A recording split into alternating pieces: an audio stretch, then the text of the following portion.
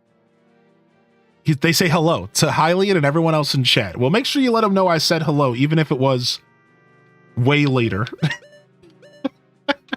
even if it was way later.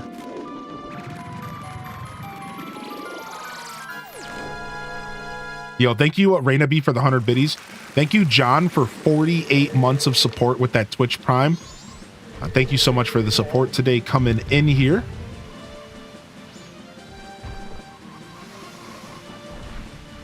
It goes a long way for the broadcast. So thank you very much, supporters.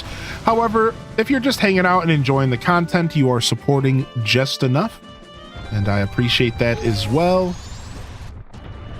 Ooh, we did a little bridge skip there.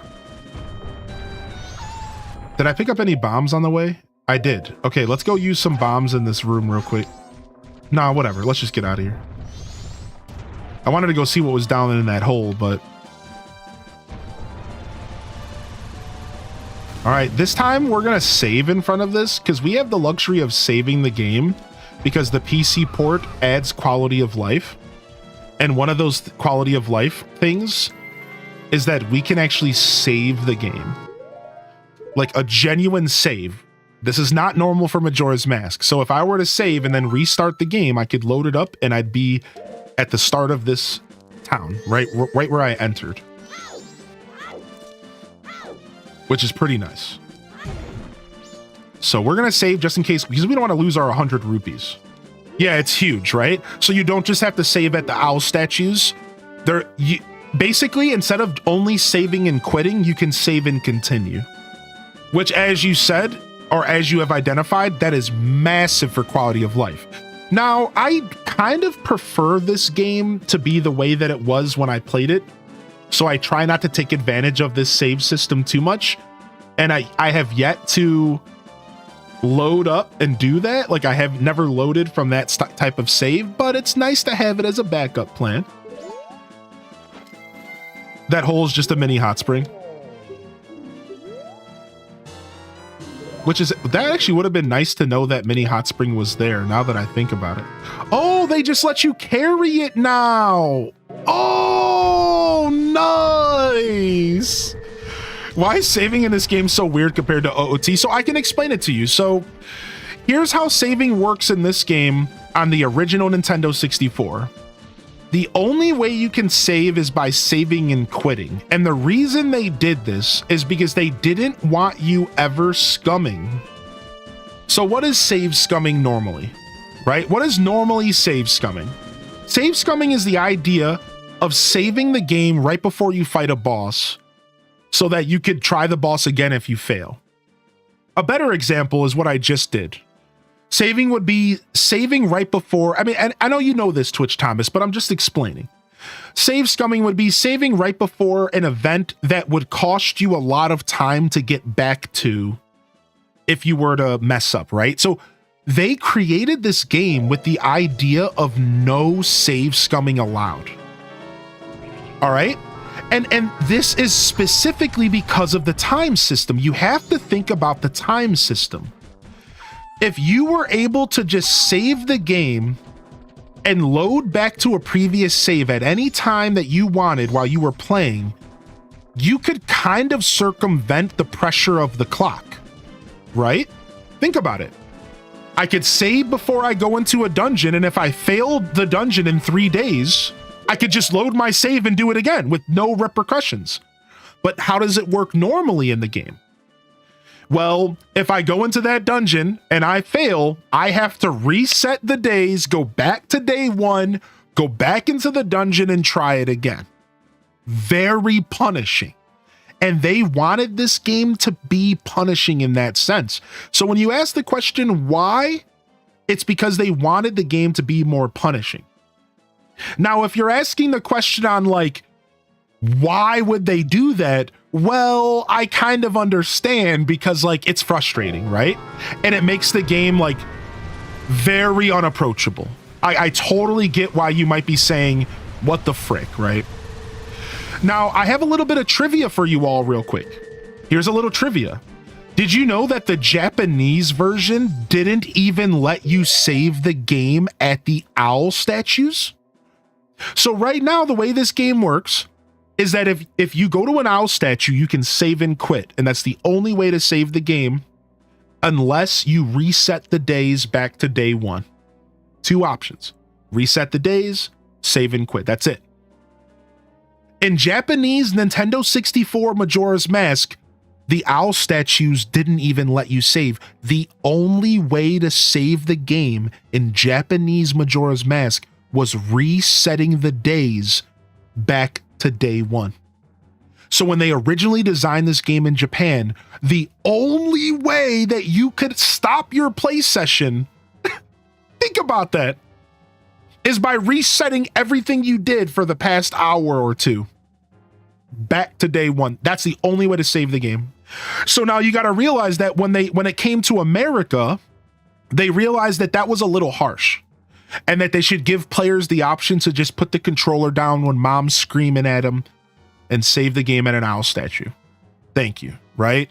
So I just wanted to drop some trivia on you that actually the Japanese version was technically even worse. And I agree with Exotic. Exotic, I kind of think that the Japanese version would have been a really cool way to play this game.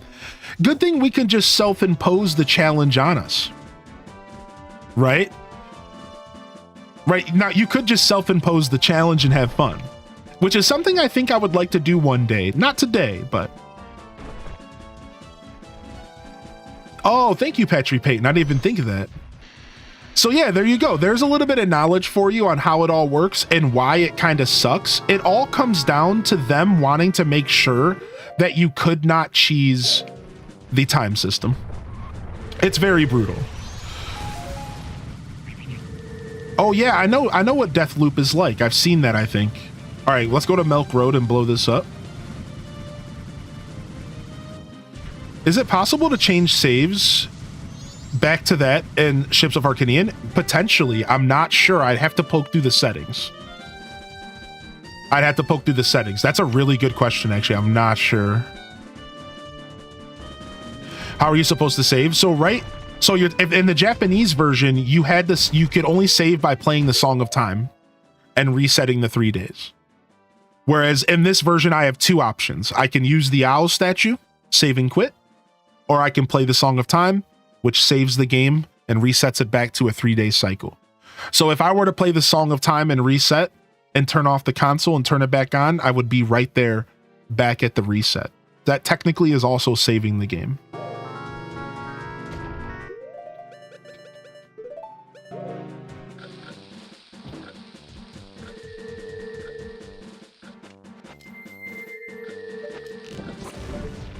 Sick. I think when you aren't scared to fail and you run that clock down to get the Song of Time reversal, the 3 days is plenty of time to progress meaningfully. I agree with you. I 100% agree with you that this game actually isn't as stressful as we think it is a lot of times. I actually agree with that 100%. Yeah. It's not as stressful as we tend to make it out to be. I think we only create that stress because it feels so limiting, but like once you start to play the game, it's not that bad. That's why I was saying that earlier. I'm like, I think that if you were somebody who struggled to play this the first time you played it, I would consider maybe come back to it. You might be surprised at kind of how approachable the game is and how much time you really have to accomplish your goals, even if sometimes you are going to get a little close and kind of stress yourself out.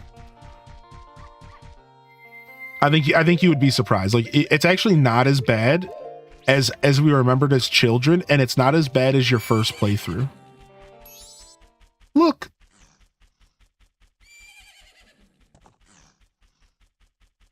Isn't that your horse? Yeah, Twitch Thomas, yeah.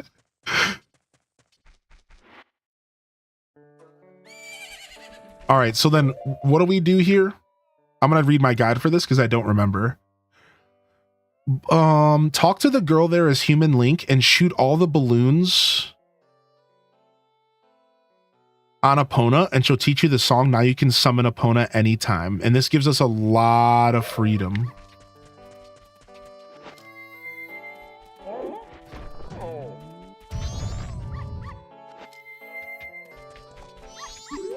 It also unlocks the whole Icona area, which is actually pretty important. Hey, who are you? Dude, I love I'm not gonna lie, Malon has always been one of my favorite female characters from the Zelda franchise. Malon, Marin, that's Link's Awakening, right? Zelda. This was always the most dreamy to me as a kid. Look at them polygons. I'm playing on the PC port. If you type !MM in the chat, this is our PC port. Majora's Mask is so hard. Yo, how you doing today, Hostian, by the way? Hostian, yo, good to see you. Good to see you in the chat today. And welcome to the broadcast. Yeah, we're playing what's called like a PC version of it, essentially. It's a port that the community has made. You know, Sammy.x. Great username. Oh, it's Exhaustion. Oh, very nice. I like that. Didn't you say for Stardew, that's one of the reasons you liked Leia? The red hair? I just like Leia because she's an artsy individual. All right? She's an artsy individual. Hold on, I need to tinkle real quick.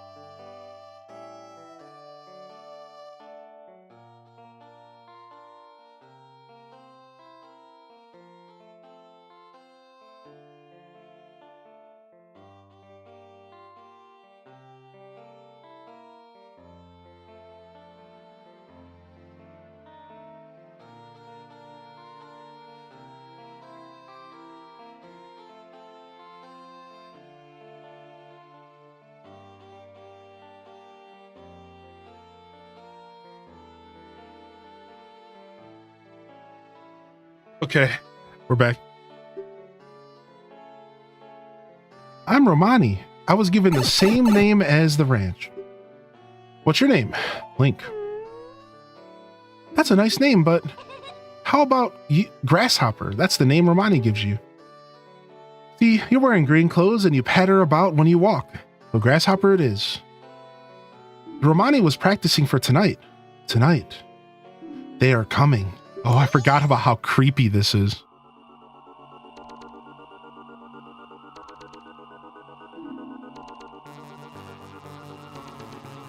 They come at night, every year when the carnival approaches. She's such a Y2K horse girl core. You're currently playing through Skyward Sword for the first time? Nice, Exhaustion. Dude, we were just talking about that earlier. They came riding in a bright, shining ball. A whole lot of them came down.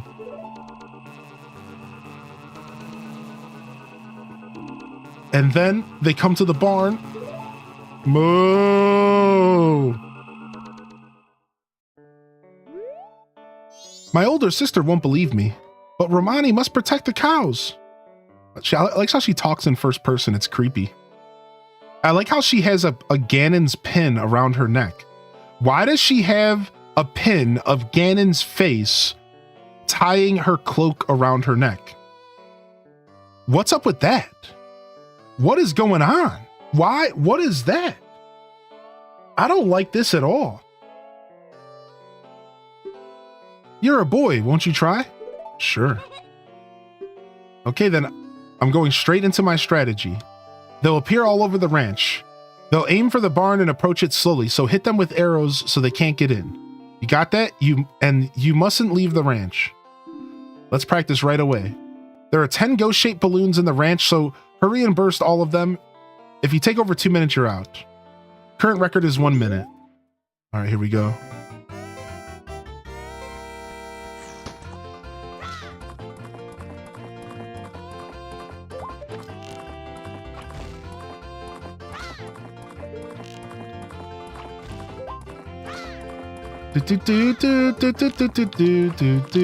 The actual ghost quest in this game is so dope. Hope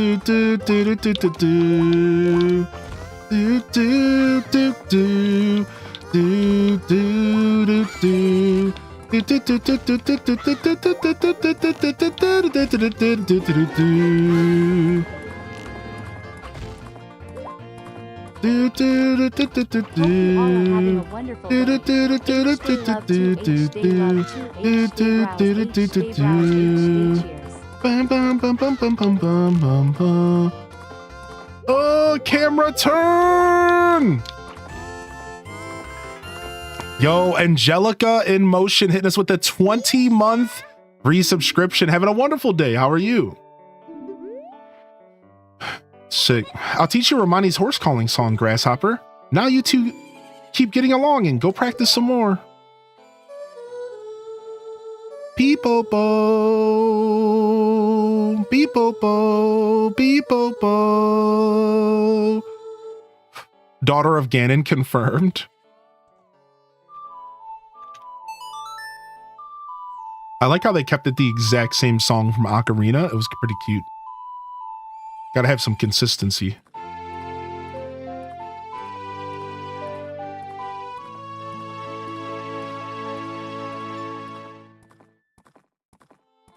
So if I talk to her about helping her with the ghost, she's not gonna force the time. They run away at the first light of the sun. Did you get all that? Yeah. The operation starts tonight at 2. I'll be waiting in the barn. Don't be late. Okay, that's what I thought. Okay, so we can come do that whenever we feel like it. Now we can leave and go do some other stuff. So we have to come back here. We have to come back here at 2, but we can go and do Icona stuff now. We can go back to Milk Road and take the southeast pass to the Gorman Brothers racetrack. Let's see if they're there. Taught my son to play Epona's song on xylophone. Dude, that's actually super cool that you would... That's super cool, actually, dude. That's super cool. I love that. I was absolutely horrible at this when I was a kid. I don't think I ever completed this side quest. I don't blame you, man. Dealing with any kind of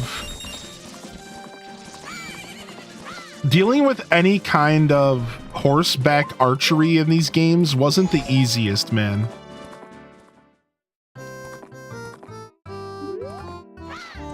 Let's go, baby. Talk to me. Is that pathetic thing your horse? I would have guessed that little thing was a mule for sure. Ain't that right, little brother? Do you think a horse that pathetic would gallop if you pushed forward? Or would it run fast if you pressed A? This guy's funny. Why don't you give us 10 rupees for a chance to race against us? If you win, we'll give you something nice, kid. Race. So what am I doing here? I'm trying to get...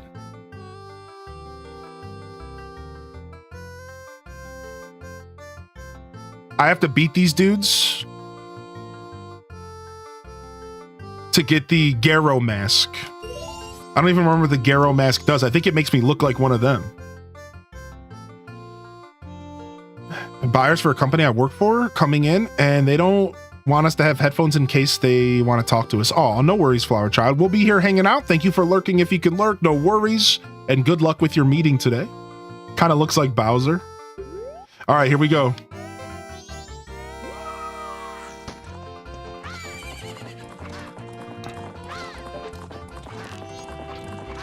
I just wanted to see if I could shoot him with a bow real quick.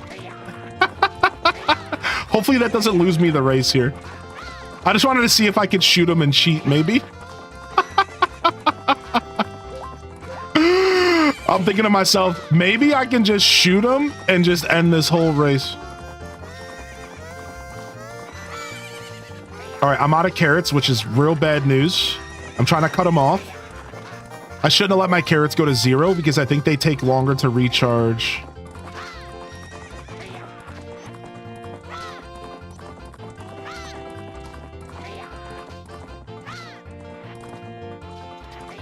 What? You can't jump over that? Well, you lost me the race, Epona. Great. Maybe you can. Maybe I'm just not going fast enough. Look at now he's laughing at me. You son of a B word. We win. If you like, we'll let you race again. Son of a... I'm so pissed. Yo, what's up, Jackie?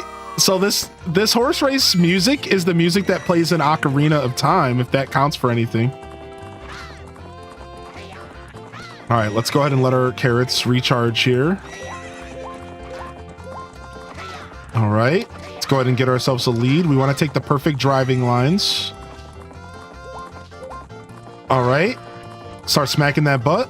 All right, carrots. Got it.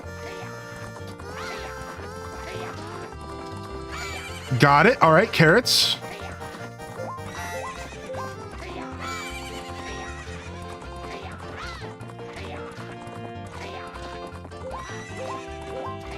No!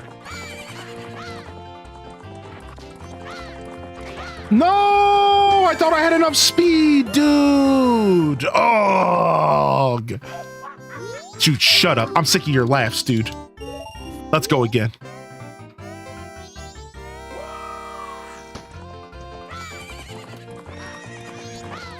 I'm gonna give myself a nice solid lead here.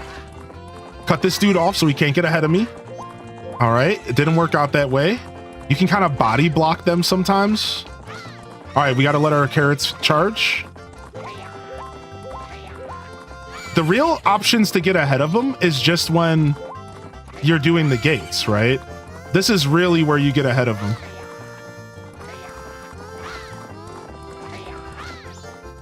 All right, and now we chill for a second. All right, we're going back to smacking booty. All right, we're gonna chill for a second. Smacking booty.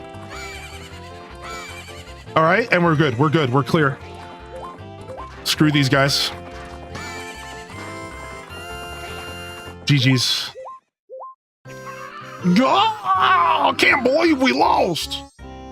Big bro, I wonder if we can give it to this guy. We gotta give the kid something. Well, he's a kid, so what can he do with it? It should be fine. Oh, this is actually the wandering ninja spirits who appear at Icona once wore this. You robbed the Gorman brothers' noses in it. You rubbed the Goron brothers' noses in it. It was added to your notebook. All right, so I don't even remember what the Garo mask does, but... Oh, wait, let me grab my horse. Let's go, baby. All right, let's go on the night of the first day, go to the graveyard. We can't do that yet. It's not the nighttime. 3 hours from that. But we can go get the captain's hat. So we're going to Icona right now. All right, let's go do the captain's hat stuff. Wait, I don't have the Sonata of Awakening, do I? Yeah, where does one get the Sonata of Awakening? Of Awakening? Oh, I do. Okay. I do. Wait, why did I come back here? Oops. All right, so go west from the Invisible Soldier, which I think I know what they're talking about. And we have to go to the graveyard. So that's what we're looking to do here. Yeah, I don't remember what the Garo mask is for. Yeah, feel free to tell me. I had a nightmare that my car was getting repossessed and I was stressed. No clue why. My car's been paid off for 3 years. That's that kind of goofy brain stress. That's that kind of goofy brain stress that sometimes we just get put through as humans. Completely unnecessary. Yo, Dragon Crystal, how you been? Yo, give me coffee. Hearty welcomes in the chat. And good morning, Morgso. What's up, Morgso? I'm kind of missing Hello Kitty today, chat room. Missing a little bit of Stardew as well. Can we jump this? Yes! Yes! We did it!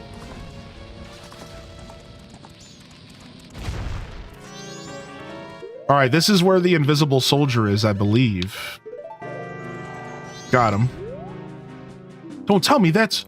I'm shocked. You're the first person who's ever spoken to me. I've been here for many years waving my arms around and asking for help, but everyone ignores me and passes me by.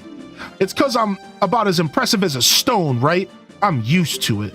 I have a request. Can you give me some medicine that would make even an unnoticeable stone like me feel better? What do you do? Oh, this is how I get the stone mask. I need to bring this guy a potion. Give him a red potion. I don't have a red potion right now, so we have to come back. I didn't know. I would have bought one ahead of time. I know all about this guy. What are you doing in a place like this? Icona Hill belong beyond here is a place where spirits with troubles and lingering regrets wander. Even now, the spirits wander in search of one who can save them. It is unfortunate, but it is no place for one such as you. But if you must enter, then you must obtain the mask containing wandering spirits. So we need the Goro mask to even go through here. That's what the Goro mask does. So that's for later. That's for when we have to go to the fourth dungeon.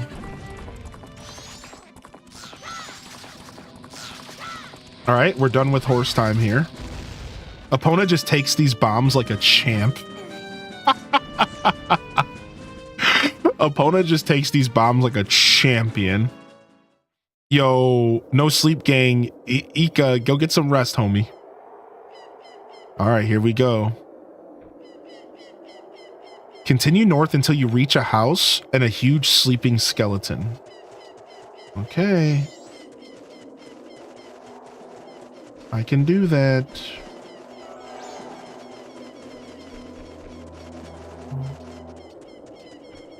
Oh, hey, it's Dampe. Hey. He's moving in slow motion because I changed the clock. So because I slowed down time, everyone moves in slow motion. All right.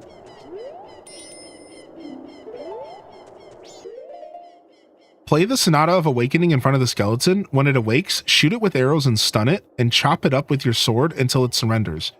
I don't have my sword, so we're going to have to use the Goron to punch it, I guess. What, is this going to work? We're going to try right now.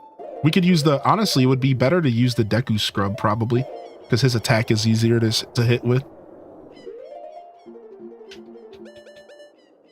Up, left, A, right, A.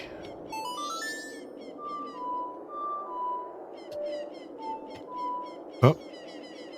Did I say that wrong?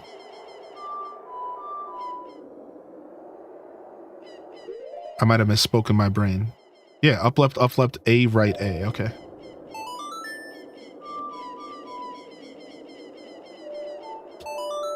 You need your sword? There's fire. We'll be okay. Don't even worry about it, chat. We'll be just fine.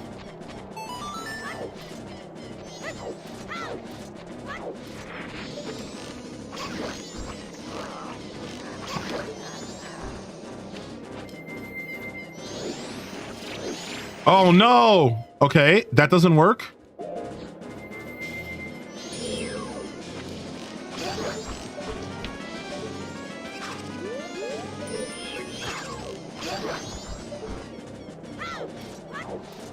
All right, so we already kind of lost because it's getting so far ahead of us.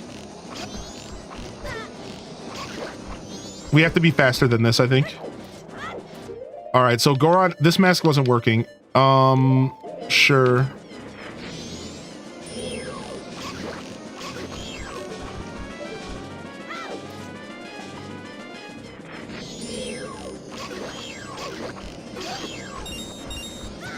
Frick! I moved a little bit too fast. Yeah, it got so far ahead of us. We already messed up. Because I need to... I can shoot him to stun him, but I didn't know what I was doing at first.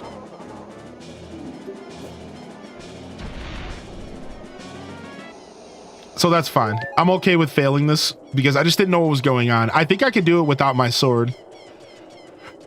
I hope so. I hope arrows are enough, man. Otherwise, we just have to come back with our sword at some point. This looks like a job for a bomb. There's a Korok kit in here. Dang it, I needed those arrows.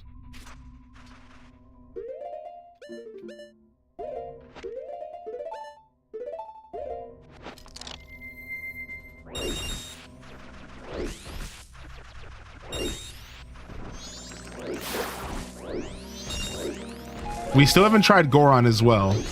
Goron's a pretty slow attacker, but Goron could maybe do damage to him. Okay, we got bomb shoes.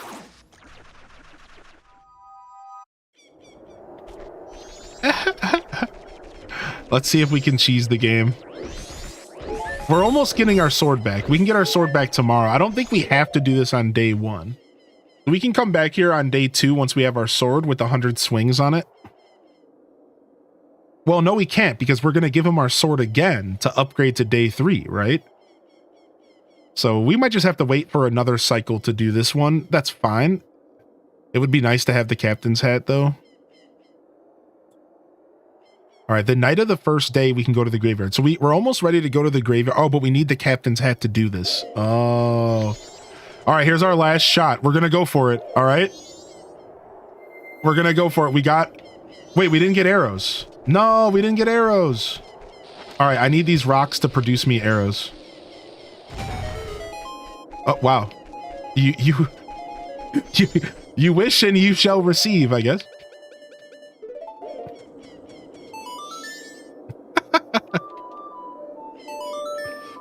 The rocks giveth, yeah.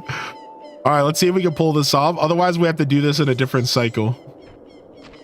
It sucks because it started me off facing the wrong direction last time.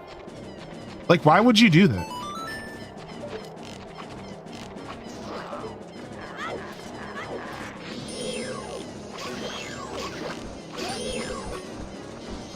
Come on, dude. It takes forever for the fire to go down. It's like, dude, I'm over here on a timer.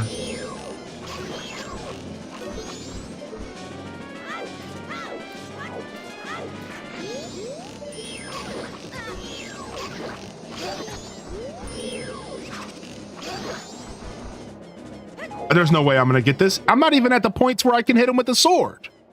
I'm failing this before we even find out if the sword works. Because I have to fight these guys in such a goofy way.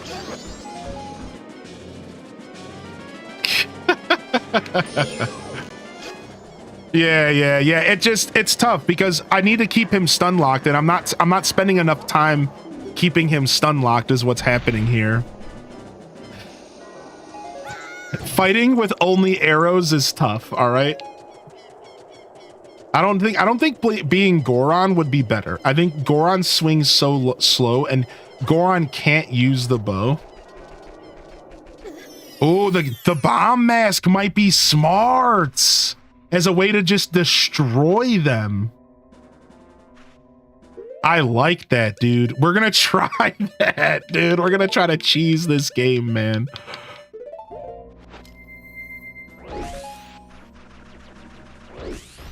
All right, we got arrows. What's up, Gingy Ginger? All right, we're gonna try the bomb mask. It might be smart. This might be super smart, actually. I'm gonna get all up in his business.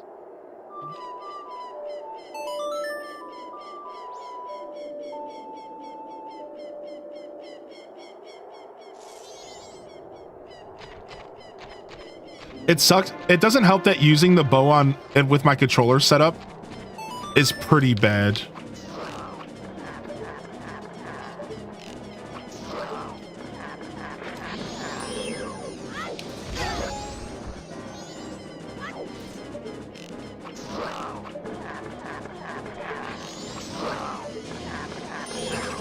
It's taking forever to respawn, though.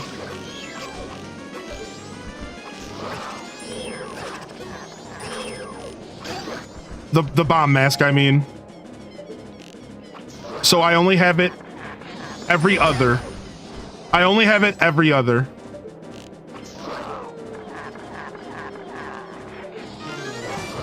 Nice. Fight started. Fight started.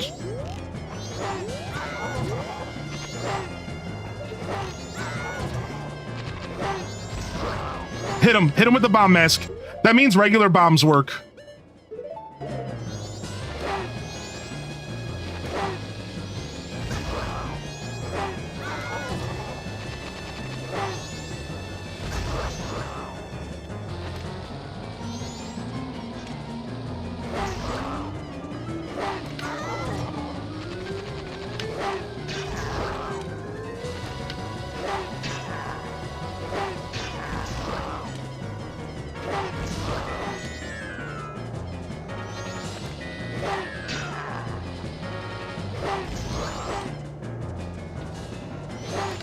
Why does he keep like disappearing? Are the bombs like not a good tech, dude? Like, is this like breaking the game?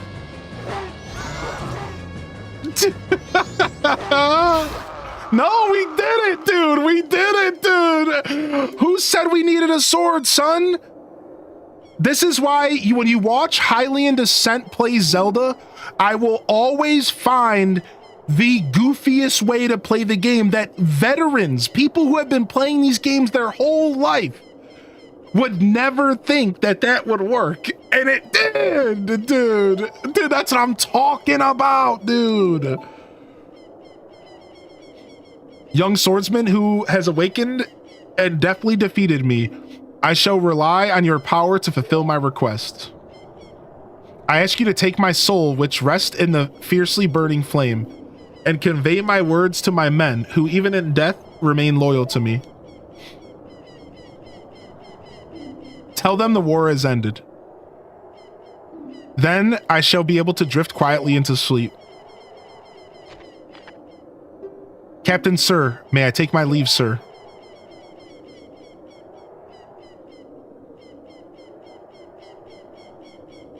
I still have the stupid bomb mask.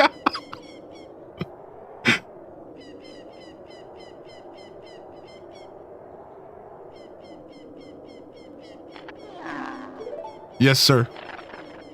Oh, Captain, my captain. Can I make this jump, chat? Can I make this jump? What? What am I supposed to do? How do I get that? What? Should I just bunny hood? Is bunny hood gonna be that effective?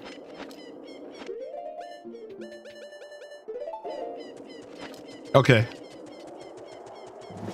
Yo, Juan, thank you for 3 months at tier 1, dude. That's actually crazy. Thank you, man. Oh, what a good call, dude. Look at this. That's the play, dude.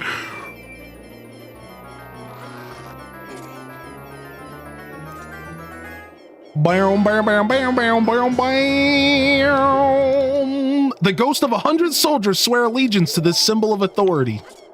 That's right, and now I'm that symbol of authority, son. Sick, I love this mask on Link.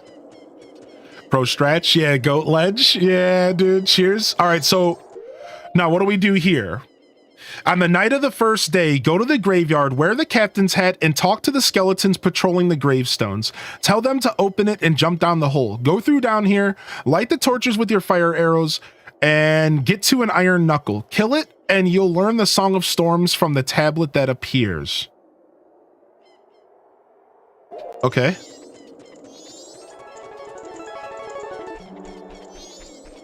Yo, what's up, Stevie? Yo, welcome in, Raiders. How we doing, Solaris?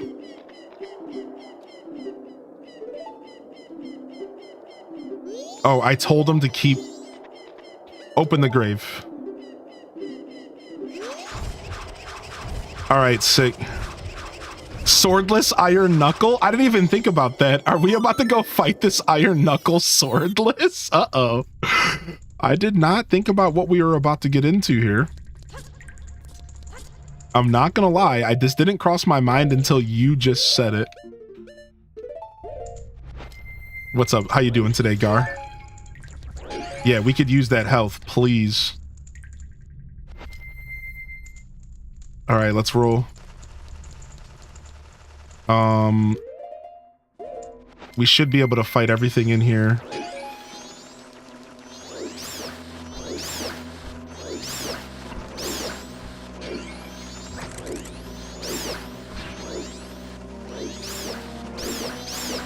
I like how the Keese look like more bat-like in this game. As if they're a different creature entirely. Oh, I don't think they're gonna stop coming. I think they're just gonna keep coming. Maybe, maybe not.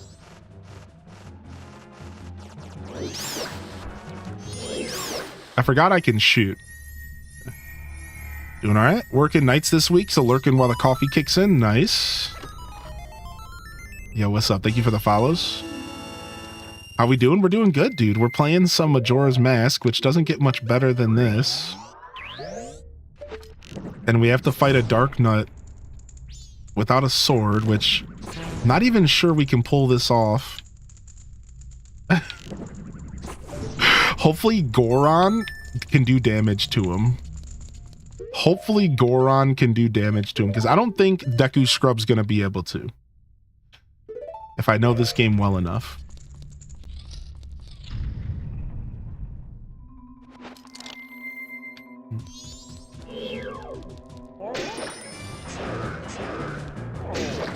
It can. Okay. Goron's the answer. Oh, wow. But I just took more damage than... I don't have any potions or anything. That's a problem. Okay, so we need to be a little bit more careful. We're just gonna throw bombs at him. Yeah. We're just gonna make him do bombs. Bombs are fine here. Oh, but he gets faster. Oh, that's a problem. That's a big problem, dude. He's faster. I forgot about this. Okay, we have a couple bomb shoes. Can we Deku nut him? No, we can't. Okay. Okay, this is terrifying.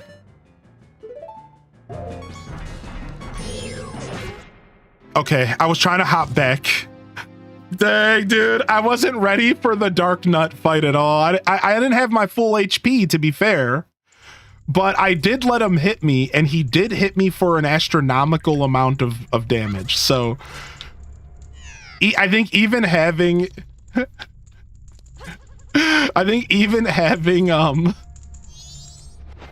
more HP would have only mattered so much. So we certainly have to have a game plan here, and the game plan is to do our...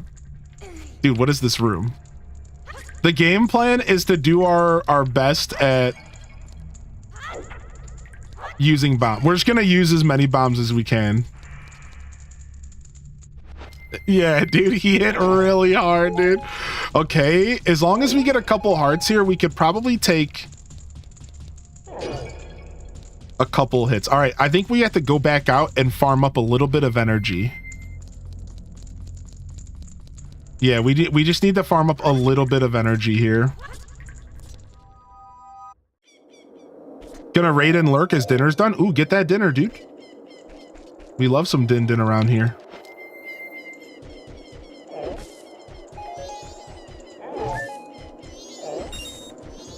All right, sick. Yeah, let's farm up a little bit of energy here. And with no fairy, we pretty much just have to go into this pretty blank. But we can hopefully pick up some more bombs here. And we could also use the bomb mask. I don't know if you can you shield most of the damage from the Dark Nut? I think you can, right? I think we could shield most of the damage from the Dark Nut. As long as we just hold our shield out as often as possible, I think we can shield some of it. Oh, they try to attack you because I'm not wearing the mask. Yeah, I think we can shield most of it.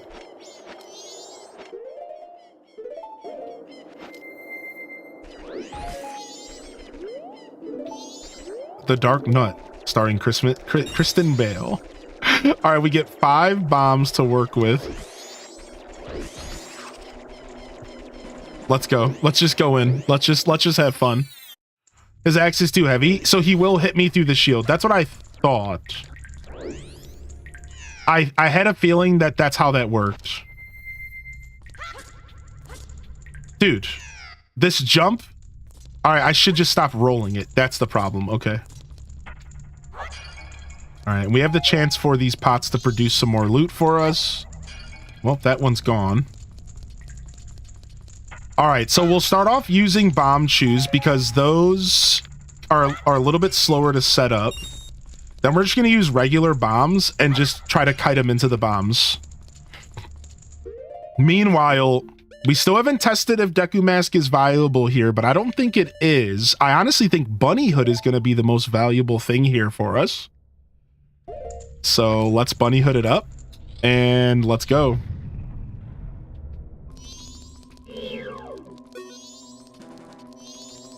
Are you not going to engage with me?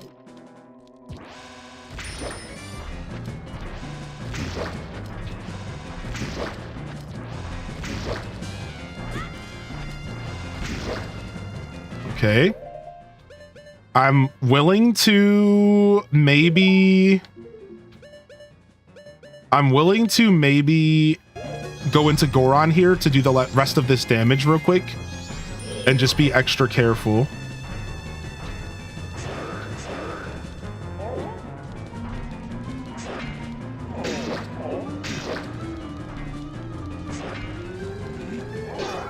Okay.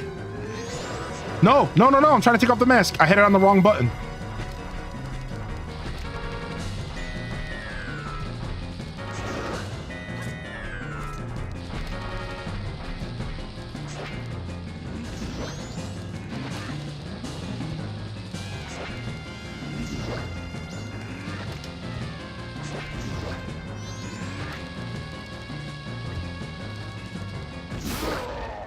Slade. Slade, son! Who needs a sword, man? I've been playing too many randomizers. This is all because I played too many randomizers, man. The randomizers got me out here playing without swords for breakfast, son. I know the way. Are you the one who freed my soul? Yeah.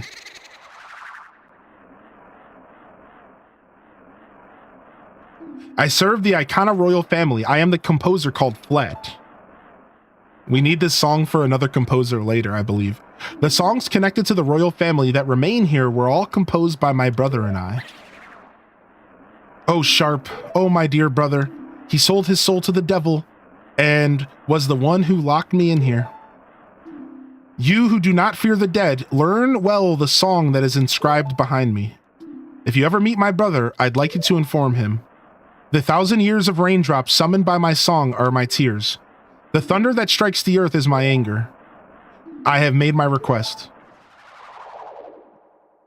I slared the iron knuckle with my bare hands. There's some sick moves going on here. Dude, I know. It's so much fun, dude. What? Can you climb up here? What am I doing? Okay. My thunder strikes the earth is my anger. Okay. Just give me the song, homie. Stop with your yapping. Do do do do do do do do do beep boop beep boop beep boop boop.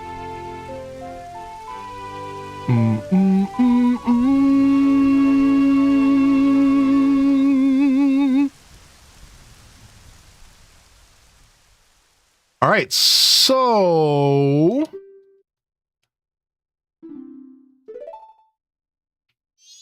we got the night of the first day. Let's go buy the red potion and come back and get the stone mask, which the stone mask is actually very important, but we're doing all mask anyways.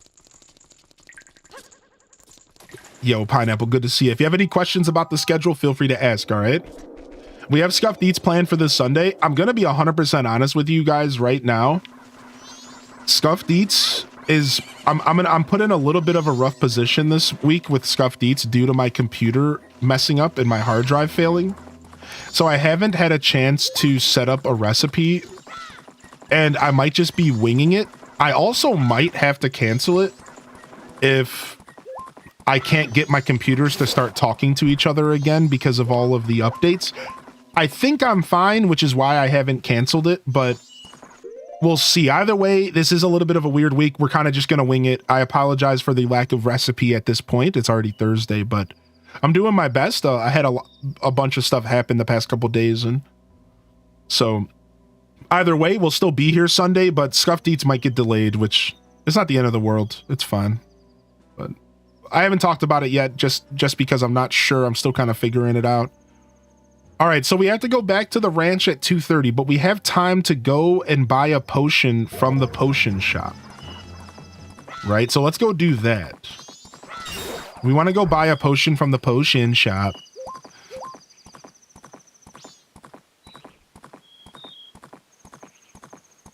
And then we want to go and try to save the ranch from the ghost. That's our goal here. So we want to go try to save the ranch from ghosts. And we want to go buy this potion and go get the stone mask really quick. So I just realized that we don't have the ability to teleport into that area we were just in. So we're going to have to use Epona to get back in there again. My bum is on my couch. My bum is on my couch.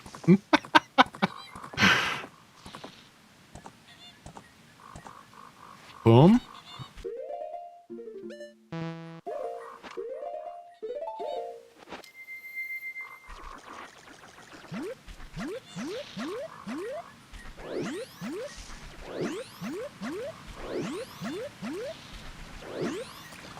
All right, let's buy this potion real quick. We have an empty potion. Then we're going to go do the ghost minigame and hope that we succeed. And then if we succeed in the ghost minigame, then what's going to happen is we're going to be able to go and upgrade our sword on day 2 here. And we're also going to be able to get a new mask. We have to go defend a carriage from a horseman attack and...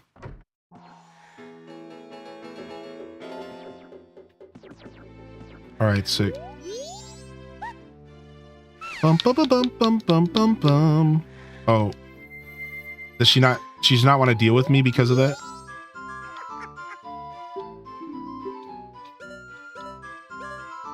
All right. 20 rupees isn't bad at all. I love the music in the potion shop so much. All right. Let's go grab Epona. And... Let's go grab Epona and let's head back and get that stone mask real quick.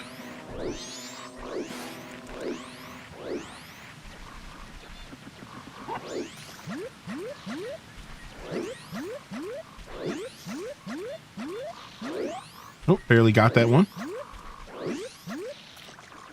All right, sick. And we've managed to fill up our rupees back to 140, so I think we need 100 for day 2 sword, so I think we're fine. If we fail the alien attack on day 1, I think we actually have the option of doing it on day 2. Did I just walk past my horse?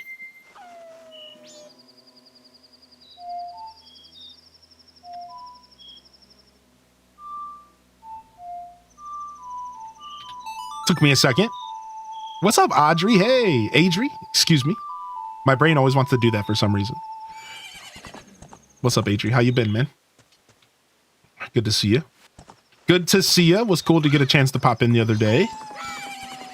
And I hope you've been well, man.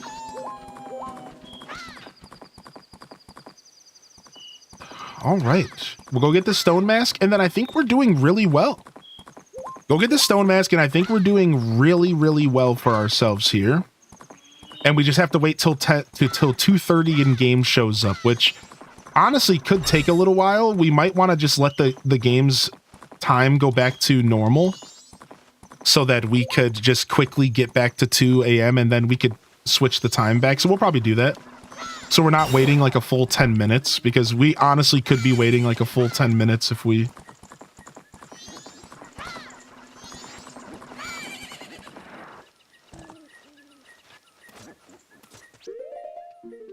if we do try to wait.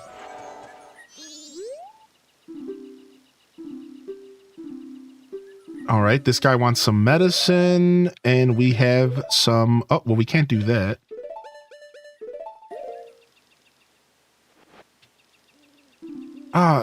Is that it?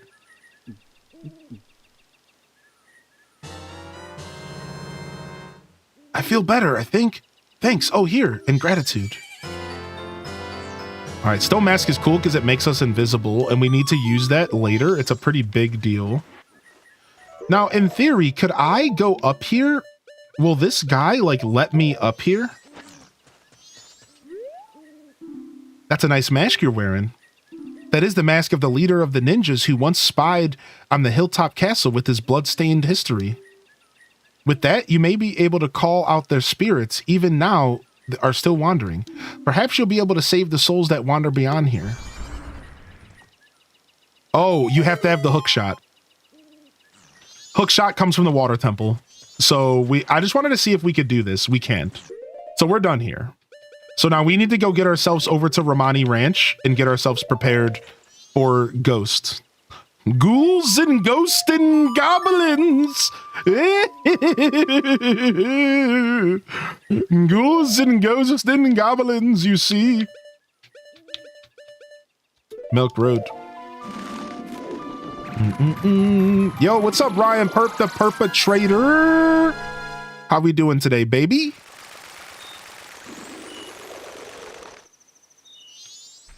Bleh. Actually, I kind of want this fairy.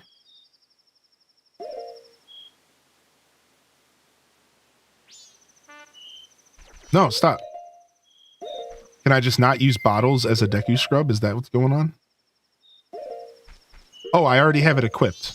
I'm such a nerd. Okay, sick. And with this quest, I don't really know what the best form of attack is. I remember this quest being kind of a nightmare. I'm gonna be real. What we're about to do is kind of a nightmarish quest. Like it's kind of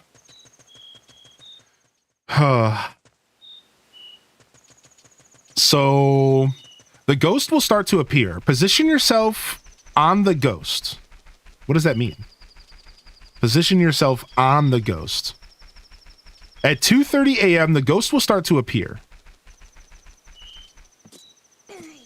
Shoot the ghost with arrows. Play the inverted Song of Time to make it easier, and watch out, especially for the ghost that sneaks in behind the house on the left side. That's the one that I always remember. He goes behind the house. He's such a punk. That's the one that will get you if you don't know the game that well. After you successfully are warding off the ghost, the girl will give you a bottle and you'll complete the Romani Ranch entry. Okay. So we have a little bit of time to kill here in game. What we'll do is we'll uninvert the time. Oh, I appreciate you, Ryan, dude. I hope you and the Tam Perp are doing well today. So we're gonna revert the time back to normal just so that we can burn through these next 2 hours way easier. I think this is the barn we want to go in. So now we're just gonna hang out and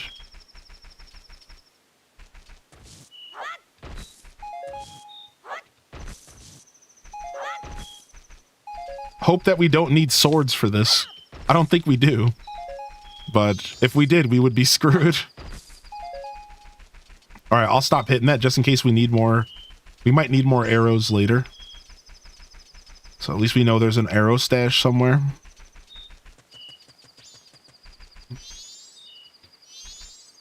Check. How to befriend a horse.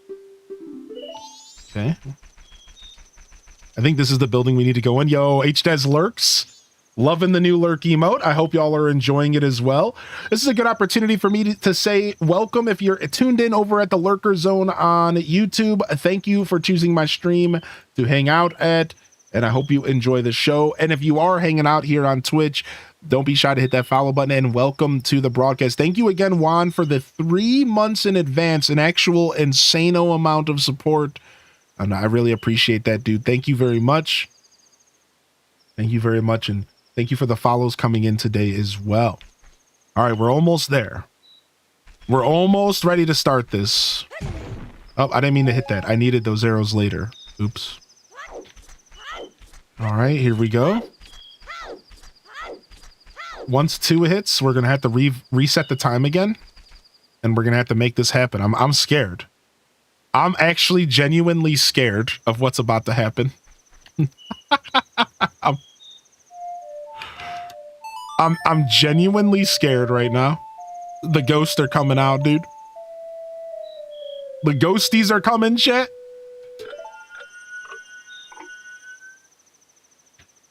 All right, here we go. Here come the ghosties. 2 a.m. hits. Let's go ahead and do a sneaky little quality of life save.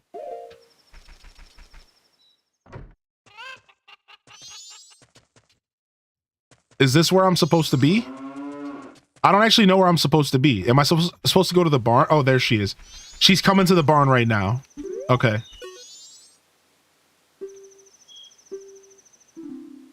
They'll come from behind the barn, so watch out. If you run out of arrows, we have crates of them near the house, so stock up when you need to. Yeah, I already kind of destroyed all the crates. Okay, it came back.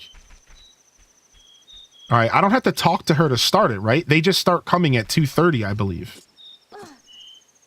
I believe they just start coming at 2:30. Were ostriches worth having on your Animal Papa farm? They were. Yeah, because 1 ostrich egg equals 10 jars of mayo in the mayo machine. So actually, they ended up being super worth it. But the reason it was really effective is because of the golden animal crackers. The golden animal crackers allow you to take advantage of it more so. Without the golden animal crackers, they might not be as lucrative as like maybe goats with goat cheese and aging. But the golden animal crackers yielding 2 of those juicy ostrich eggs were really a big part of it, I believe, if I remember correctly. Here it comes, chat. The lore, dude. The ghost lore, man.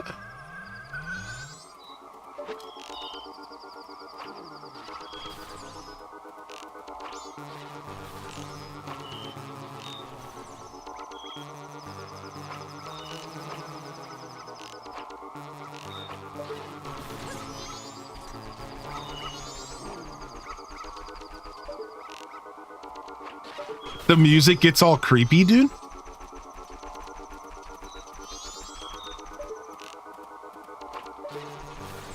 We pretty much just have to sit here until morning.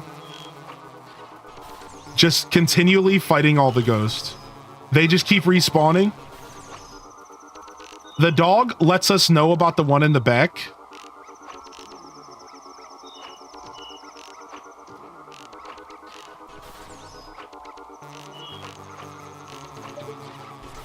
Which is really nice. It's like a nice reminder to just get back here and get this dude.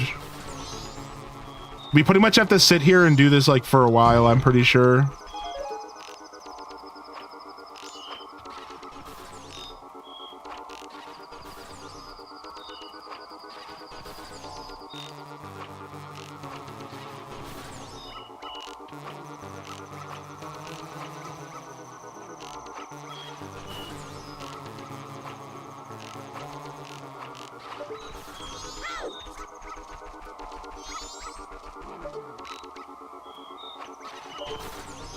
I'm pretty sure they're actually, it feels like they're actually making some progress.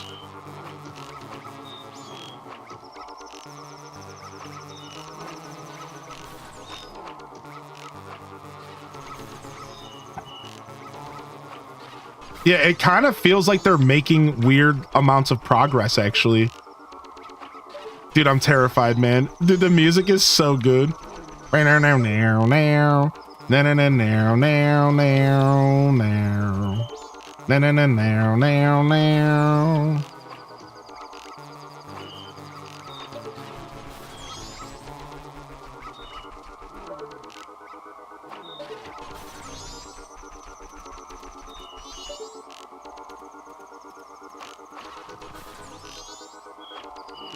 I love how they did the lighting, like when you're looking at the ghost. you get this weird camera flare, and I think it's such a cool part of the ghost scene. It's the camera flare is actually so cool. It just makes it creepier than like it honestly needs to be.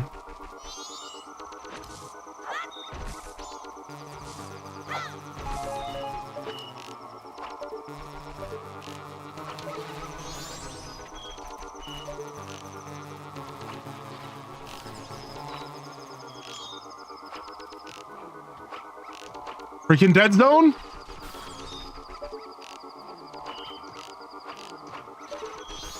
I love how they straight up tell you about the one behind the house. Even though like I love how they tell you about the one behind the house, even though like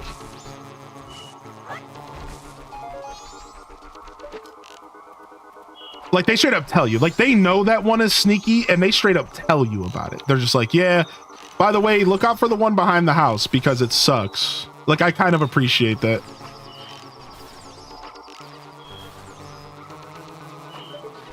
Like, by the way, there's one that keeps coming back behind the house, so just like make sure you watch out for that.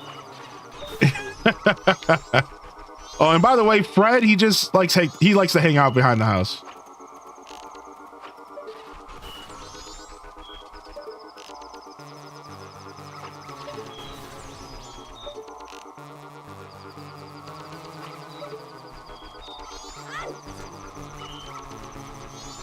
I'm Pomperian gaming chair cushion.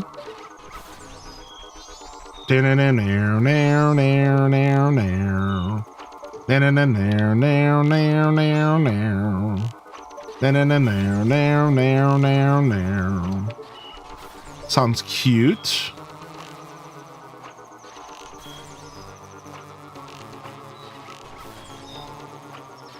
You're getting a little too close, buddy. You're getting a little too close, buddy.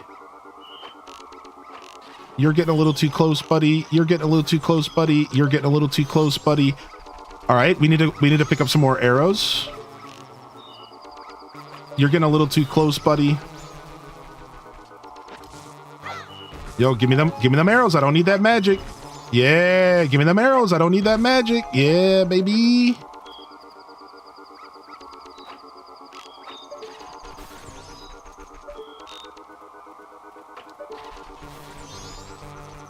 Okay. Okay, sunlight's almost here.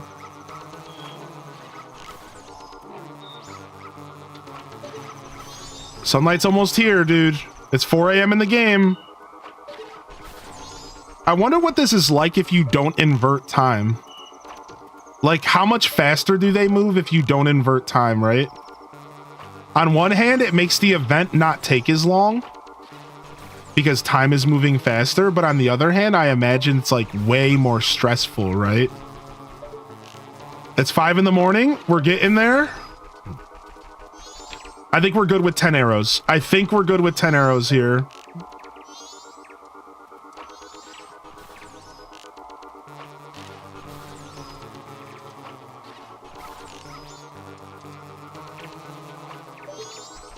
Oh, I missed that shot somehow. Okay, we're good. Woo! GG's chat room, we did it. GG's, baby. What's up, Mr. Nintendo? Is there anyone who's playing Hello Kitty? I can't figure out the 3 heart gifts for Wish Me Mel and My Sweet Piano. Anyone have an answer? Yo, if somebody could pull up the Wikipedia, we could look it up. Thanks to you, the cows are giving thanks too. Here's Romani's thanks. When you drink it, put your hand on your hip and take a big gulp like we do here at the ranch. All right, man. Talk about stress, dude. Stress. Okay, so we did it. So now we did everything we need to do on the first night, and now we need to go and turn the sword in. Now we need to go turn the sword in. We're done. So now we're going to head back to the snow mountain, and we're going to go and turn the sword back in for day 2 to get our sword upgraded.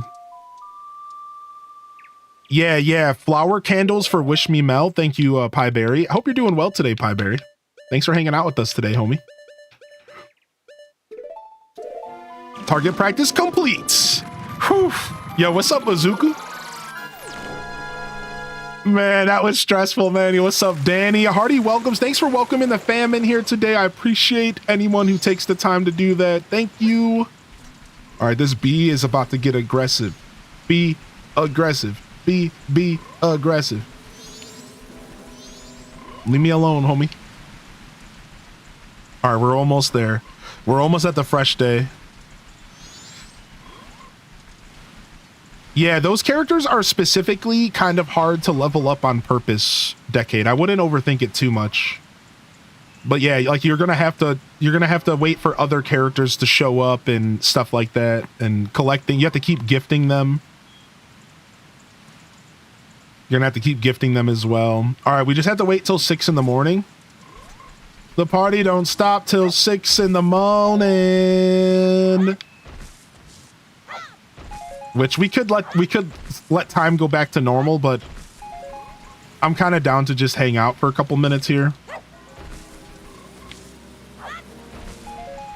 I'm not terribly stressed out. We'll just hang out right here. Put on some jams. And all right, we're locked in. Let's go ahead and just wait for this clock. Oh, it's already almost... Never mind, it's already almost 6. It happened a lot faster than I thought. I thought I had a couple more minutes.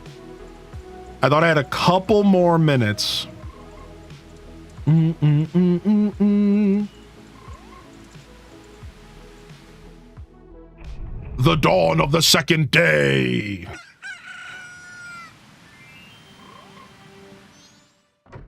All right. This guy's going to give us our sword. Kept you waiting, but it's done. Now we give him the sword right back. If you bring me gold dust before this sword loses its edge, I'll be able to make the strongest sword around. Ugo, Ugo. Ugo, Ugo. Oh, a customer?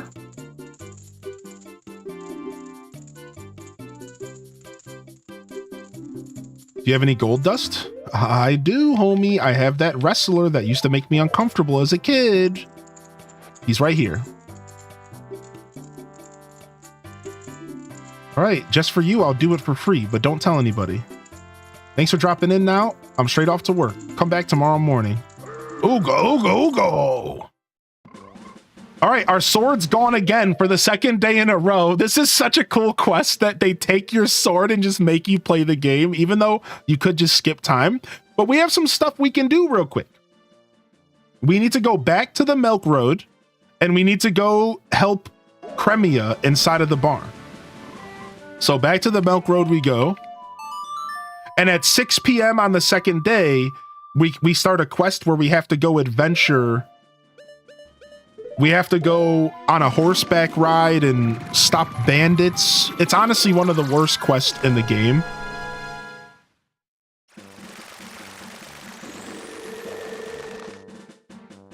Oh, that's cool, Pieberry. I like that, dude. That's actually super cool. I like that vibe. Playing Island Adventure on lunch break, and I just maxed out 3 friends. Dude, nice, Bambi. You've been getting it, dude. You've been getting it. Nice. We love that, man. We absolutely love that. Oh, I don't have my sword. I'm literally looking for my sword to cut grass, and we don't get that. The bandits that look suspiciously familiar. True. Those punk Gorman brothers, man. Yeah, what's up, cute dog? Cutest dog. Cutest dog that ever wolfed. Cute dog.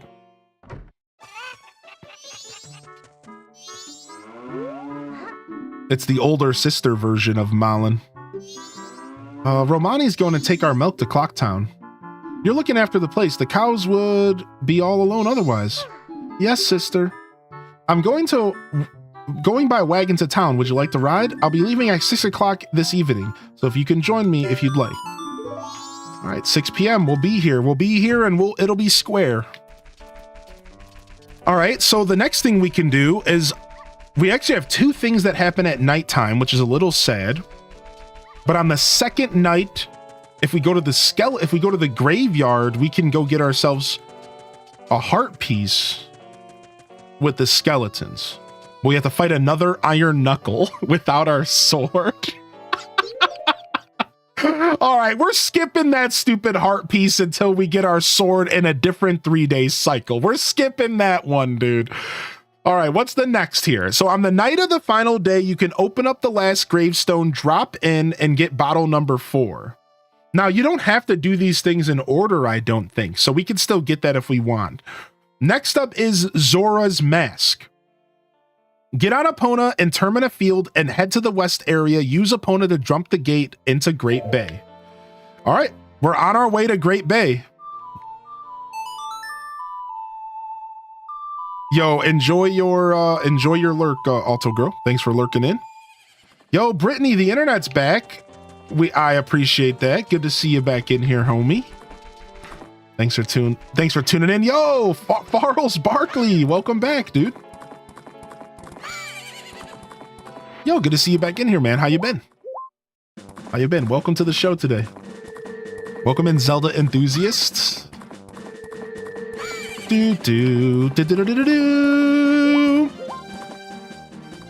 All right. Time to go get our Zora mask. Time to go get our Zora mask.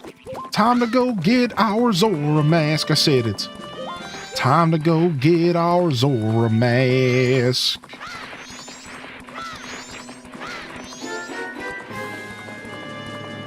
Yo, thank you for the 5 months, dude. Thank you. That's crazy, Ryan. He still wrestles in his 50s. I guess it's hard to stop the game, you know? Once you're playing the game, you can't stop. This is our first time entering the Great Bay, by the way. If you're here for our first Great Bay experience.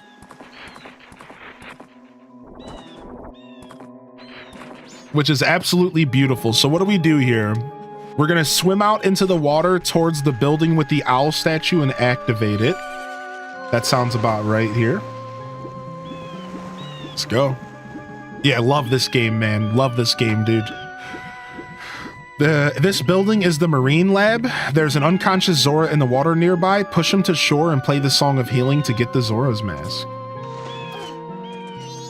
I forgot how you get the Zora's Mask in this game. That's so funny. I forgot you have to, like, push some guy to shore and steal his soul. Forgot about that. Yo, here's the mad scientist. Always creeped me out. Honestly, I hate the egg quests. Oh, I can't activate this, I don't think. I can't. No sword!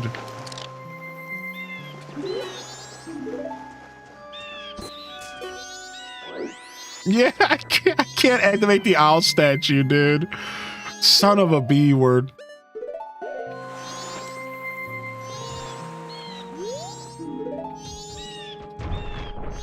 All right, well, it doesn't matter. We could just get back in here with Epona.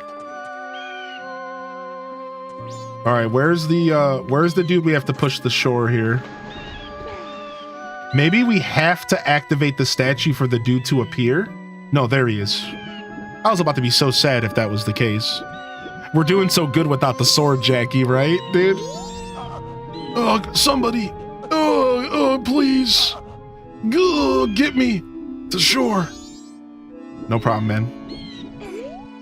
Got your back, dude.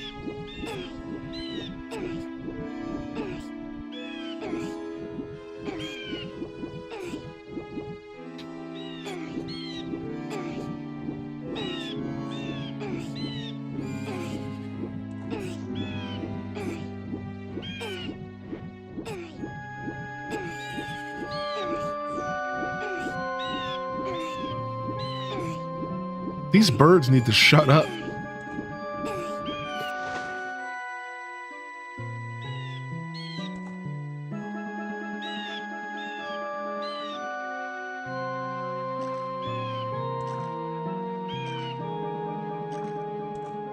These birds are literally flying directly above him. Like, chill, can you wait for him to die before you feast, man? Yeah, this walk. And they make you watch it. This game wanted to be so cinematic for its time, and I love it. You have to agree. Ocarina of the Time's the same thing. Ocarina of Time's honestly a very cinematic game. Oh, I am Macau of the Zora people, guitarist of the Zora band. He had to mention he was a guitarist. Typical bandy. I think this is it for me. My final message. Will you listen? What's your final message, homie? Oh, he's gonna play his guitar. I thought you were dying, dude. What are you doing? Oh, baby, baby, listen to me. The carnival's beginning soon. We're the ones waiting for you to see. All right, I messed up there, but let's just keep going. But that girl, our vocalist, she said some strange eggs and she's lost her voice. You can't hear what she says, yeah. Whoa. In Great Bay now, something's happening. Is it now? Baby! Oh, he says baby, dude. Baby! Listen to me, I don't want to beg. Gerudo pirates, they stole that girl's eggs. Oh. I went to stop the Gerudo pirates, then pow and bam. I got knocked down and here I am. If I die like this, even if I die, it won't be in peace. That's for sure. Oh. Somebody please rescue all of her eggs before the pirates take their toll in head. So I gotta add words because I keep losing whatever kind of rhythm they're trying to get me to read this in. I don't think there is one. So soul and toll works though. Oh, somebody, please heal my soul. That's all. Thank you. The Jimi Hendrix of the Zoras. The Jimi Hendrix of the Zoras. I present to you, everyone.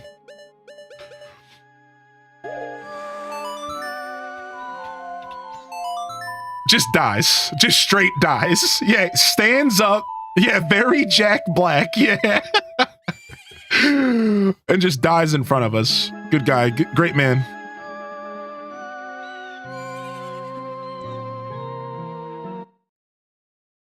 And we get our third transformation mask, which is a big deal, to be honest. This is pretty cool. I love the Zora outfit, dude. This is the one thing that I would argue that makes the 3DS version of the game not good.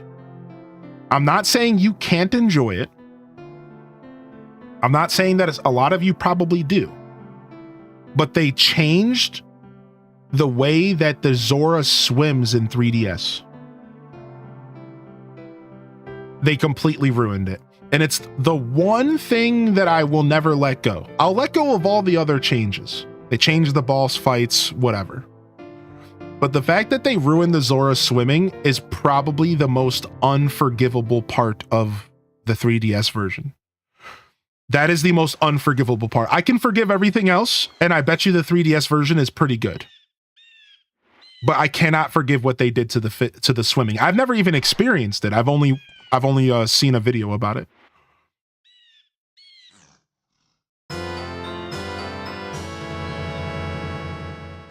There it is. Yeah, we just stole this guy's face. Yeah, literally stole his soul. Carve my farewell song on my grave. I'm depending on you to help that singer girl. Look at him. Look at him as he plays music.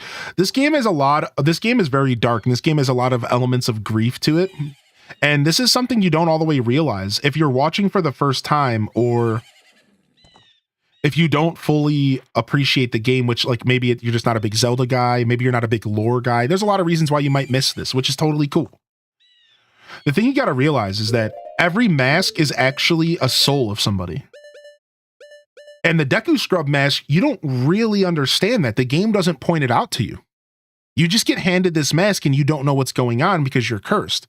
And it isn't until Ashale, I believe it was, pointed out in our chat that actually there's a character in the game named the Deku Butler who mentions his son and how he felt like he was racing with his son while you chase him. And that's the only hint that they give you, that the Deku Scrub's soul in the mask is the Butler's son.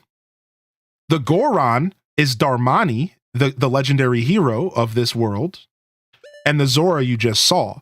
So it's interesting that actually all of these souls, all of these masks are actually based off of the soul of a dead comrade in the game.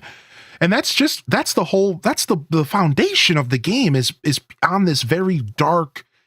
A lot of people say the word grief. They say that this game has a lot of elements and themes of grief, which I think that it gets even deeper than that. But I think the word grief does cover a lot of that. I think it does cover a lot of like what this game's attempting to do. But I think there is more than that. I think there's also regret.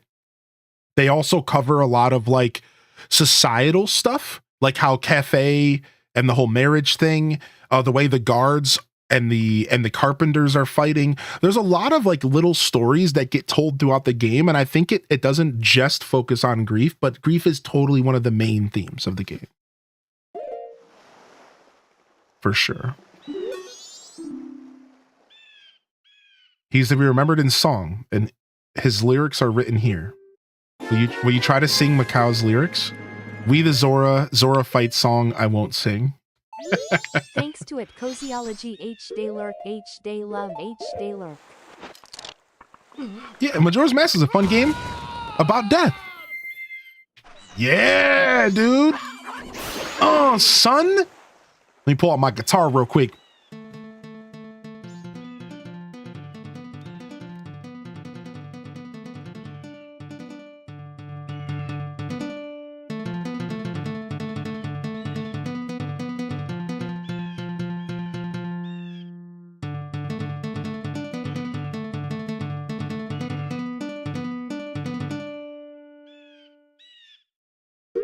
You're welcome. Each soul mask you get all tie in with the 5 stages of grief. I saw a whole YouTube video about it. It was interesting that Majora's Mask had this. Yo, thank you, Homemade Alien, for the 10 months. Thanks to Cozy. Yo, around 11 in the chat for sure. Thank you so much, Wavy.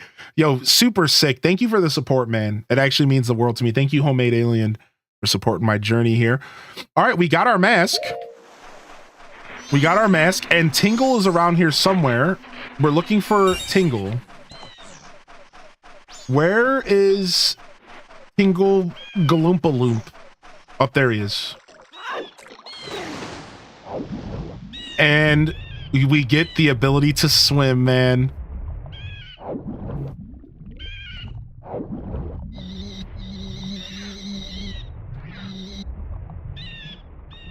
And we just get the cruise, baby. We get the cruise, baby.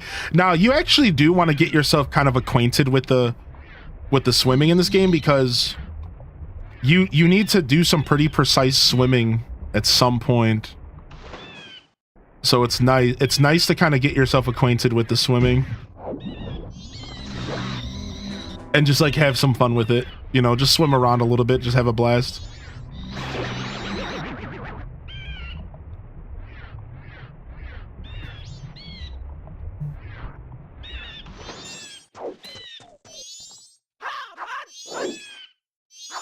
Okay, that doesn't work. I was hoping that would work, but it didn't. All right, we need to get Tingle and buy this map real quick. Let's grab Tingle and grab this map real quick, dude. I think we could just pull out a bow here.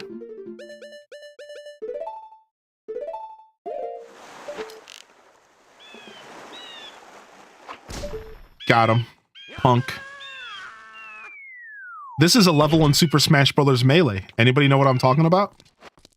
This is a Smash Brothers Melee level right here with Tingle. You can land on Tingle's balloon.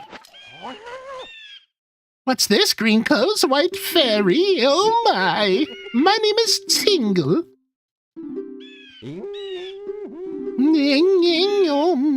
All right, we need to buy Stone Tower map. I think we already bought the map of Great Bay, but just in case, let's check. Yeah, dude, I played so much Melee. I got stuck. I gave up finishing it, so I'm happy to see you play through it so I can finally know what happens. Okay, we already bought that. All right, get a heart piece at Mountain Village. After defeating Goat, go to the area in the Mountain Village with the bridges, sink into the river as Zora Link, and find a chest that contains a heart piece.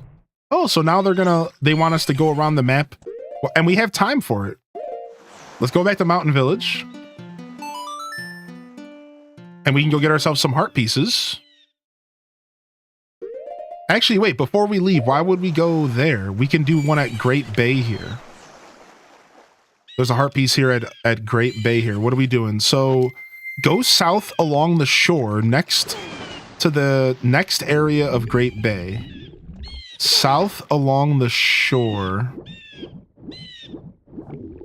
Oh, wait, why did I turn off the mask? What happened? I'm over here trying to swim. Continue along the shore to the very end of the area to a waterfall. I don't think it's this way. I think they want me to go the other way. Yeah, I think they want me to go the other way. In that tunnel. Dive down and kill the enemies to get a heart piece. Okay.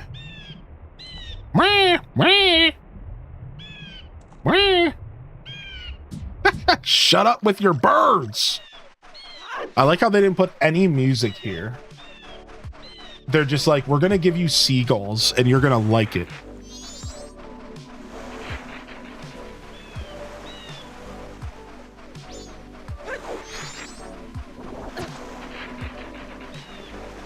I like how clunky this character kind of moves. I like how kind of clunky this character moves when he's on land to kind of give you that contrast to when he's in the water, right? I think that's really cool. I love that this character's kind of a clunker on land.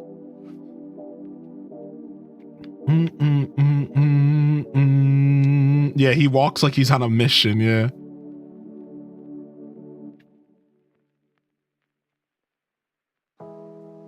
Free camera and swimming in this game is going to be a little bit of a strange problem. We're for sure going to be kind of dealing with a little bit of that at some point. So free camera has its perks, but since this game was designed around not free camera, it's like there's going to be a couple situations where like I'm going to wish that my camera was automatically following my character.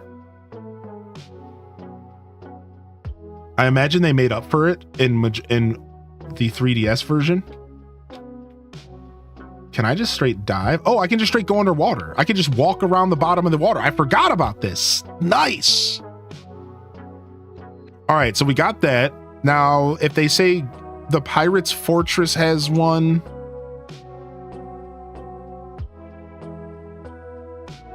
Continue along the shore to the very end of an area with the waterfall. Nearby this waterfall, there are many fish on the seashore. Catch at least 4 fishes and take them back to the marine lab. In the small fish tank to the right, dump these fishes into the tank. Eventually, one will get big enough to eat the other one and you'll get a heart piece. Interesting. I don't remember this one at all. Some of these heart pieces are so silly, but they work really well. We'll jam out for a second here while we wait. Or the seagull soundtrack to chill. Listen, I love the immersion, but it's too much, man. All right, so we can honestly carry 2 back. We'll pop the ferry and we'll carry 2 fish back at a time. So we only have to do this 2 separate times here.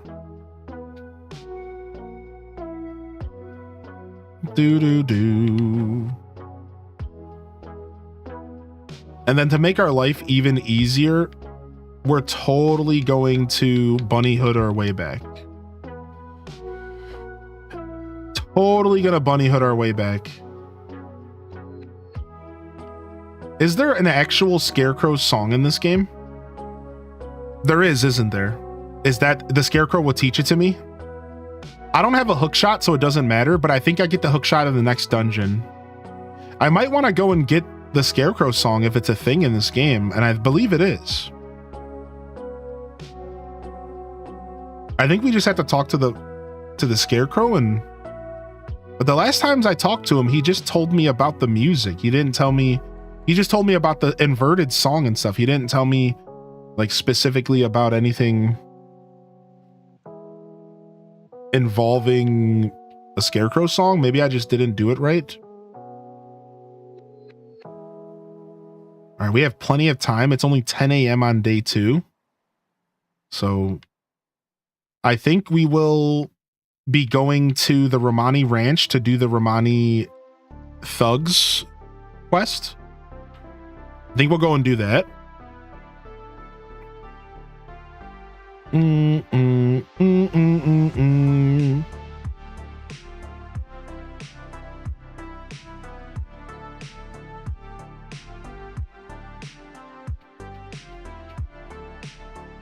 All right, eat up.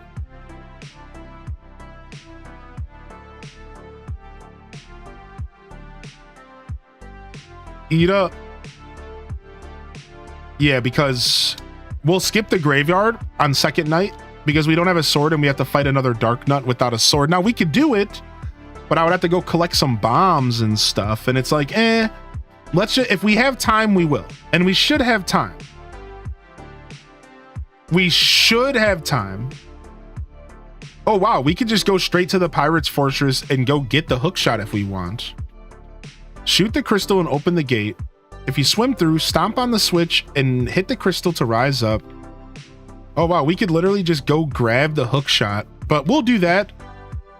Because then we do the 7 Zora eggs right after.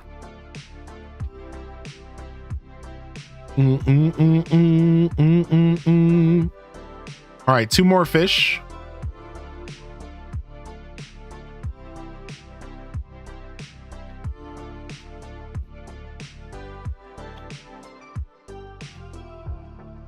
Got 1.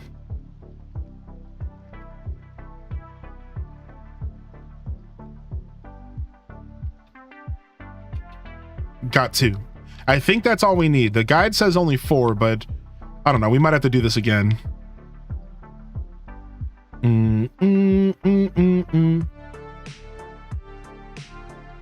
Nice. Snowhead Temple was beautiful. So far, episode 1, we did the prologue and everything up until the first dungeon. Episode 2, we did the first dungeon and everything up to the second dungeon. No, that's not right. Episode 1 was just the prologue or the epilogue. I think I'm misspeaking. Then episode 2 was everything up to the Forest Temple. Episode 3 was the Forest Temple and everything up to the Snow Temple. And now we're on episode 4 and we just entered the Snow Temple. We beat that and we're on our way towards the 3rd temple. So is it the prologue? Okay. I was confusing myself there. Thank you, Danny. I literally just confused myself. Yo, what's up, Pixie Skies? Yo, Hardy welcomes in here. Good to see you, Pixie. Thanks for coming to hang out for some Zelda today. Just a quick shout out if you're hanging out over at the Lurker Zone on YouTube. We appreciate you. And feel free to give me some feedback over on the community post that we made. Yeah, this time I was right, Mrs. Pirate. I said the right thing and then I confused myself. And for those of you hanging out on Twitch, thanks for vibing today, fam. Thanks for vibing while we do some Zelda, man. I know we have a lot of Zelda fans in the community, and I know we have a lot of fans of just what we do here in general, which is super cool, and I'm very blessed to be able to say that.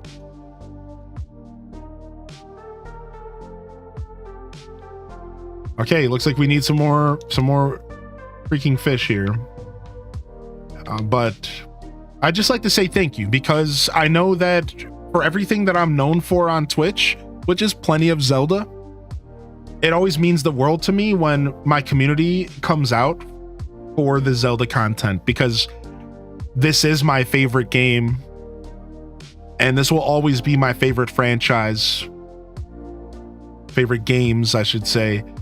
So I consider myself really blessed that I can sit down and I can play Majora's Mask and it's sustainable for my journey on Twitch. That's what it's all about. You know, it's about sustainability.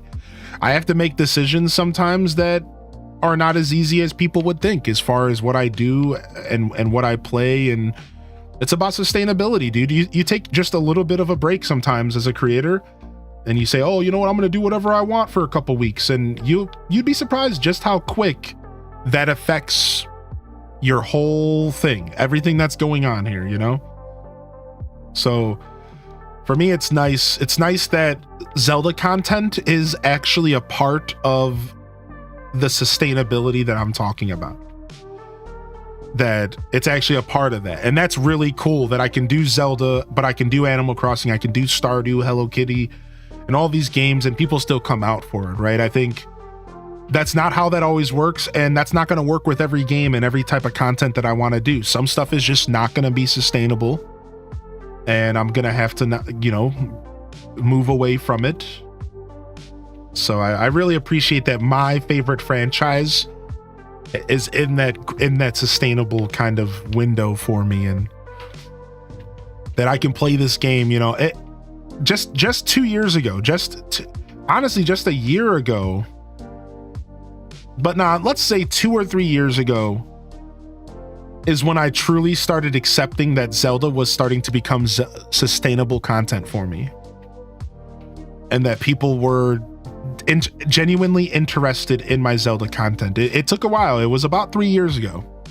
It was actually Ocarina of Time in 2021. So technically 4 years ago, but I don't think it truly hit me until probably about 3 years ago. Nice. We got our heart piece. Sick. Here, you can have another fish, homie, because we're done with the fish. You can have another fish, homie, because we're done with the fish. All right. All right. Heart piece acquired.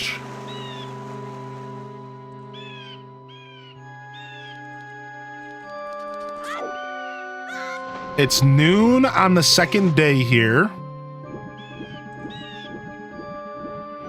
Let's go back and double check that we didn't miss anything. And if we did miss something, if there was a way for us to do it. Oh, let's go up to Mountain Village. Mountain Village has a heart piece with the Zora's mask for us.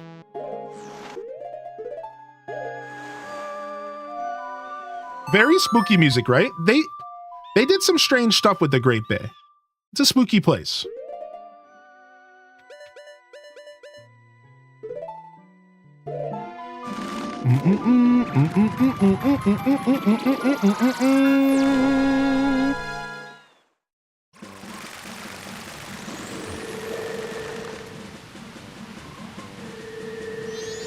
All right.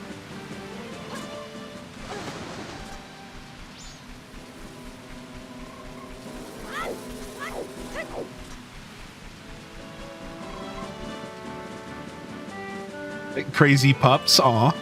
What are your puppers' names, Clover? I'd love to hear about them. Oh, this is not what we're here to do. We're here to go to the area with the bridges, okay? I think I understand here. Because there's water there now. There's water in the area with the bridges now.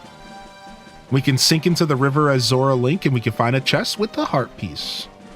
There's also one in Termina Field we can go get now. So we're going to go get that. We're going to go get all these heart pieces. We're almost at our second row of hearts, so.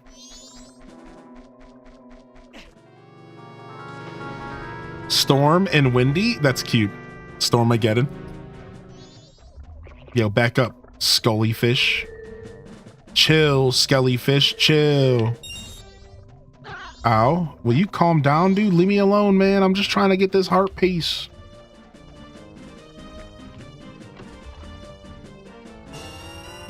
That's not the heart piece. It's on the other side. All right, we're going to swim. Bum, bum, bum, bum, bum. I like that I can like dolphin swim out of the water. It's so sick. Okay, here they are.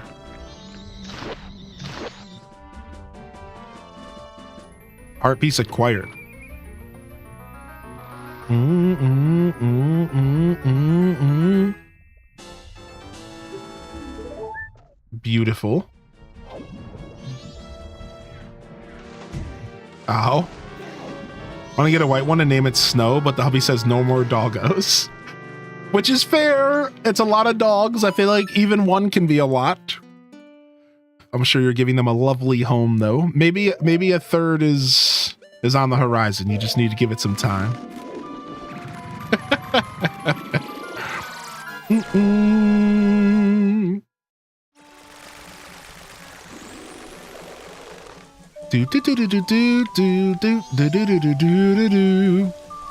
All right, we need to go to Termina Fields. And in Termina Field, there is a boulder near the entrance of... There it is.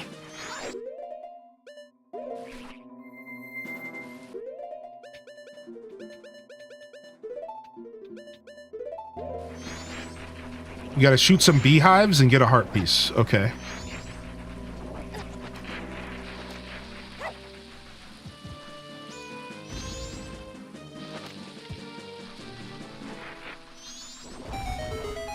All right, we gotta shoot some beehives up in this piece. Oh, beehive.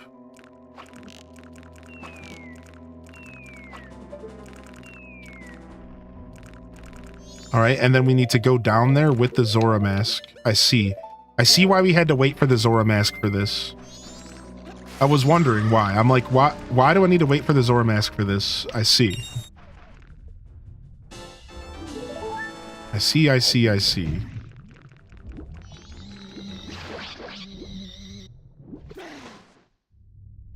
All right, nice. And then let's go ahead and do the heart piece that we needed to get with the Goron.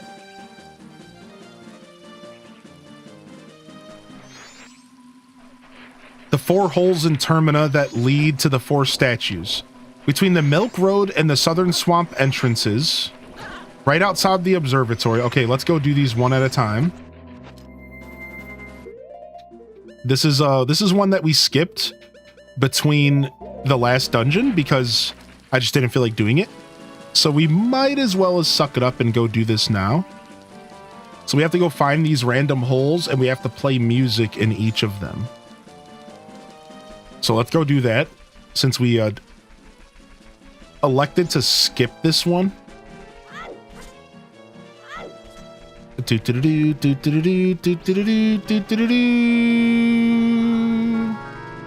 Okay, here's one of them, I think. Correct. Oh, well, you're rude. You know that? Actually rude. All right, actually, I don't think we need to be a Goron, right? No, we just need to play the Goron lullaby. Yeah, we don't have to be a Goron.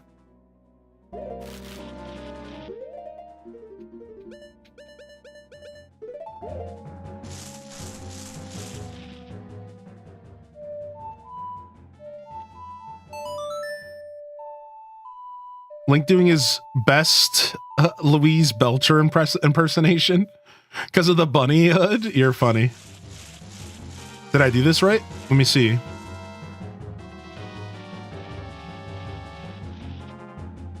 Oh, as Goron Link. Okay. We do need to pull out the bongos.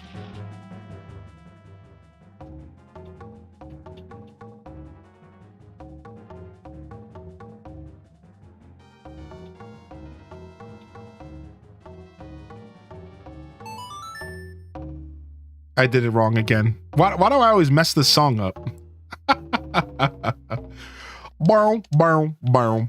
Bow, bow, bow. Bow, bow, bow, bow, bow, bow, bow, bow.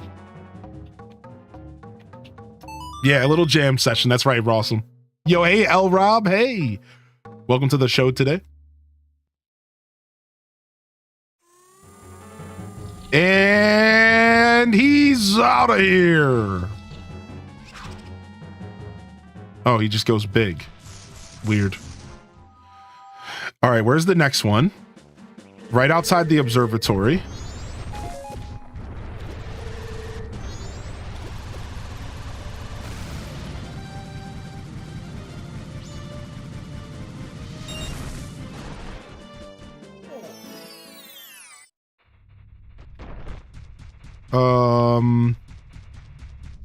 Right outside the observatory.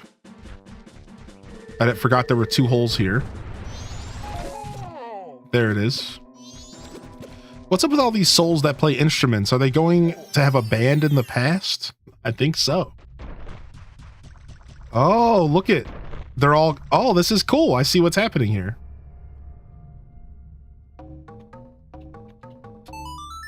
Yo, have a great day today, Pixies guys. Enjoy your lurk if you're over there lurking.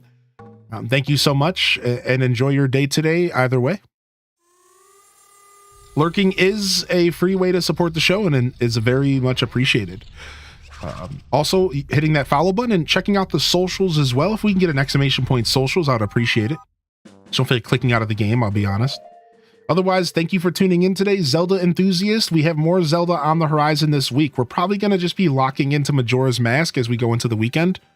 And potentially some variety as well. I haven't decided fully, but I do have Zelda on the schedule for Friday, Saturday. And we'll go from there. We'll see how we feel. So we'll definitely be continuing this playthrough as we go into the weekend.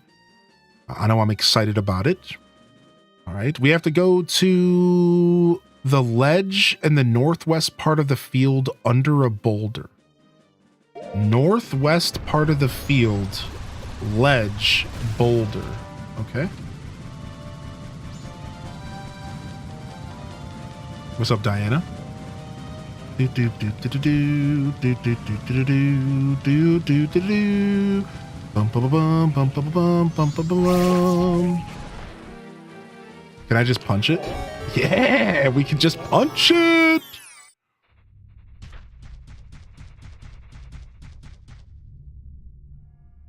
Imagine trying to figure this out on your own. Like, how would you even figure this out on your own? You would just have to stand in front of these dudes and play music. However, I do believe that once you get the Mask of Truth, these guys just straight up might tell you about this secret or hint to it.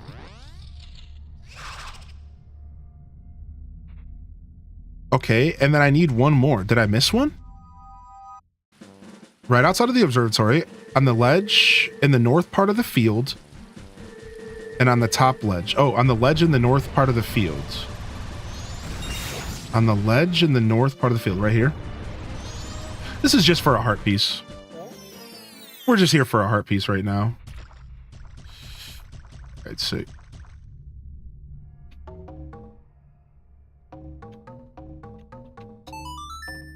Yeah, a heart piece that we skip. We skipped this heart piece. We skipped this heart piece in between Dungeon 1 and Dungeon 2. What? It didn't work?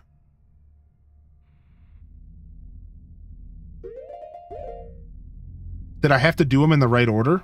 That would suck if I have to do it again.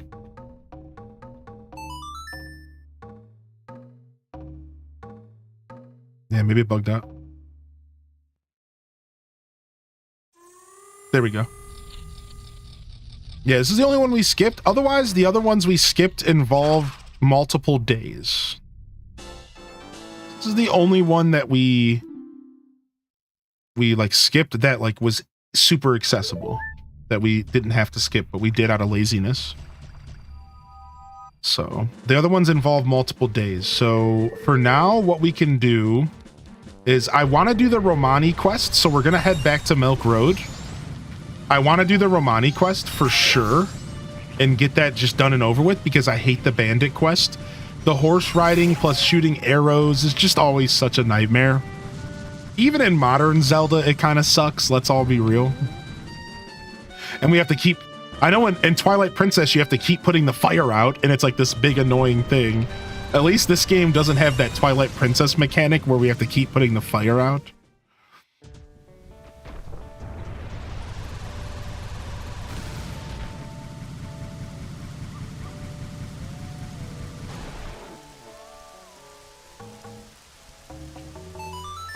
Now, let's see if it lets us skip to 6 p.m.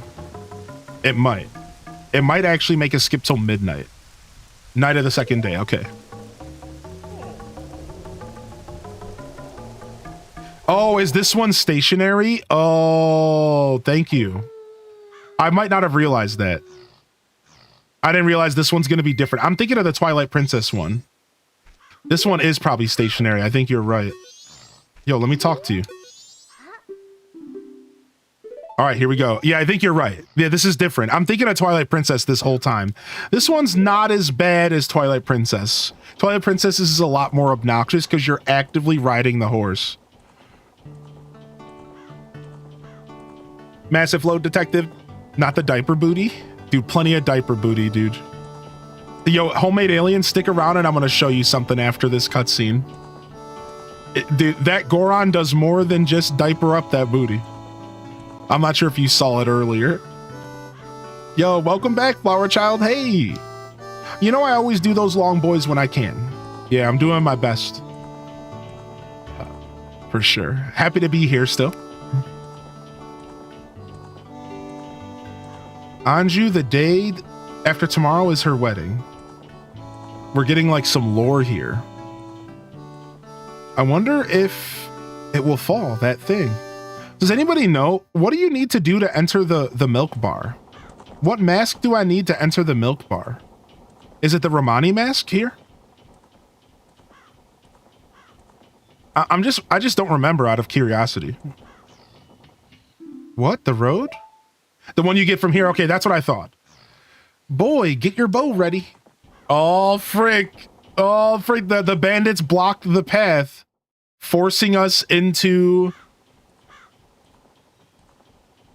Yeah, we can go to a milk bar, but only adults can go in there because for some reason they get drunk off of milk in this game. Must be some spiked milk.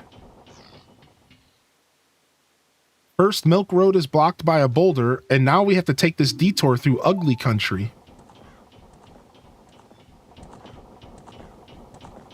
Are you ready, boy? I'm going to try to get us through as fast as I can. If any pursuers come from behind, chase them off with your arrows. They may be after my cargo of milk bottles. Do you understand? Here we go, baby. Yeah, Lon, Old Country.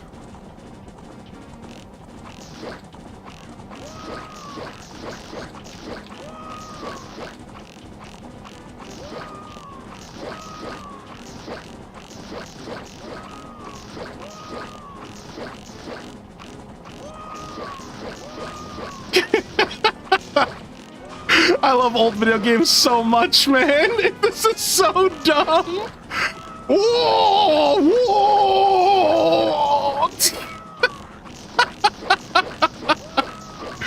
Whoa! As I'm just pelting them with arrows because there's no limit. Whoa! This is so dumb, dude. Good timing, actually. That's kind of what it sounds like. It's just a bunch of the H-Des Woo. Oh, it's Tangy! Get him!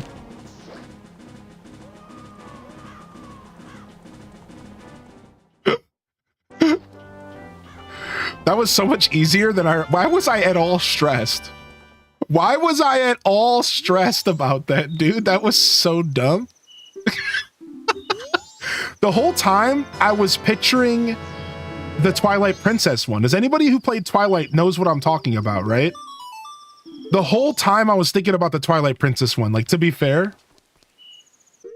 The whole time. So, like, I was just stressing myself out. All right, let's go to the graveyard, which means that we need to bring Epona with us again. You're an adult now. And let's go see if we can go fight another Dark Nut on the second day here. Let's go see if we can get a heart piece here. We might as well. We have time here. Oh, I played the wrong song. Let's see if we can do this. We have to fight another Dark Nut with no sword, but we did it the first time. I'm kind of convinced we could easily do it again.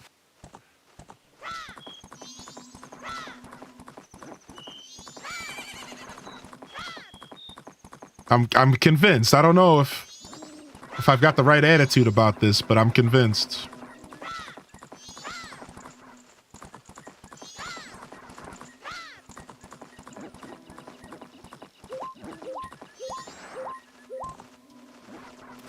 Why don't you have a sword? So here's what's going on. This game has a super sick upgrading sword question or quest.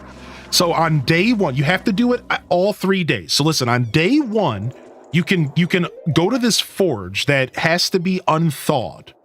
I'm not going to go into the details. And if you unlock this forge on day one, for 100 rupees, they'll upgrade your sword, right? But the sword is limited to 100 strikes. And then it goes back to a regular sword. It's basically as if your sword just gets sharpened. And it takes the whole day for the upgrade. So you give them the sword in the morning, and then on the morning of the second day, you get your sword back and it has 100 strikes. However, if you get this stuff called gold dust and go back on the second day with the razor sword, which is the one with 100 uses, you can upgrade to the best sword in the game, which is called the gilded sword. However, they take your sword again for the whole day. Now, if you know Majora's Mask, you can just skip time. I could have just done the sword quest. I could have just like skipped the day, got the sword, and then gone back to day one and then just kept playing the game. But I'm kind of having fun running around with no weapon. So like, we're kind of just like being goobers. Like in all reality, we don't have to play the game without a sword. It's the best, but it's not the strongest though. So how does that work? Because I do remember those details. How does that work? Because I remember there being some details. How does that work, Nerd Dad? So you have the gilded sword. Is there another sword in this game that I'm not remembering? Or yeah, how does that work actually? Because doesn't this game have the fairy sword? This game has the two-handed fairy sword. Yes, that's what it is. This game has the two-handed fairy sword that's the equivalent to the Bigoron sword.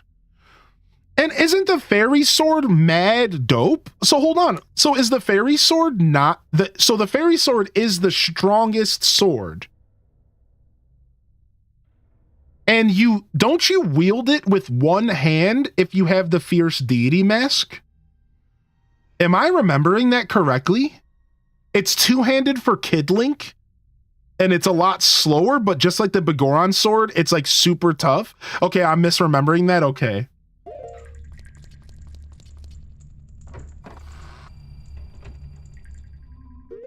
Okay, oh, the fierce deity has his own sword. You're right about that. Fierce deity has his own sword. That's what I'm misremembering.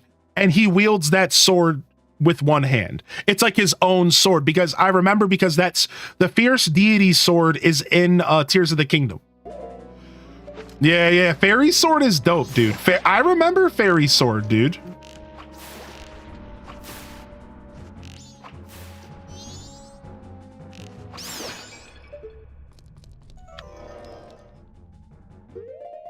Oh, there's still enemies in here. I'm missing something. All right, let me go to this. Oh, right here. Your little snot nose. Got him. Oh, here comes another one.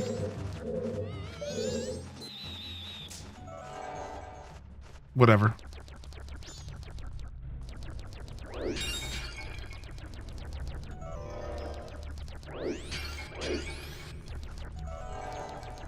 Do I have to kill the bat? I think I have to kill the bat.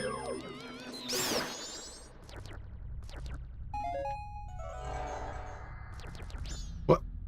How do I get through here? Do I have to bomb the wall or something? What is this? Oh, there it is. Bombable wall.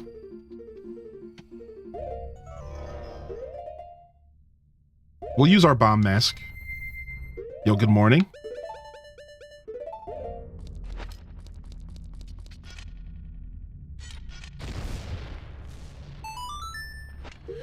All right, here we go, dude.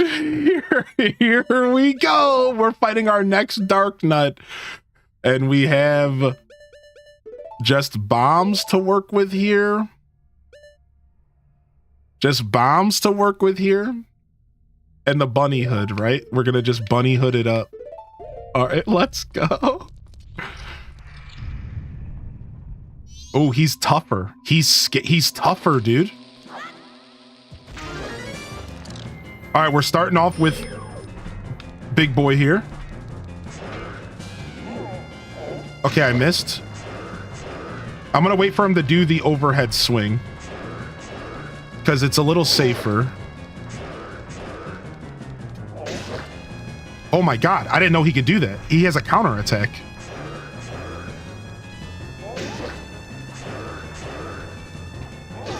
Got him. This room's a lot smaller, dude. This room's a lot smaller, man. This isn't good.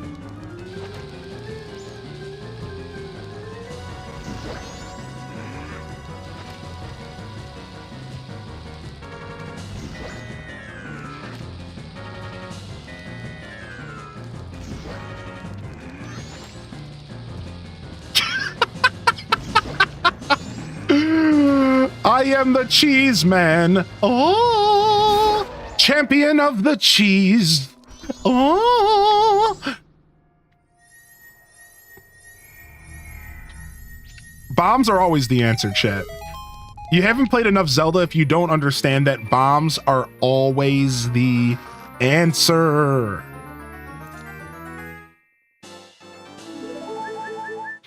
Nice. All right, and I get to show you this. So, homemade alien, take a look at this. You see that diaper booty? Watch this.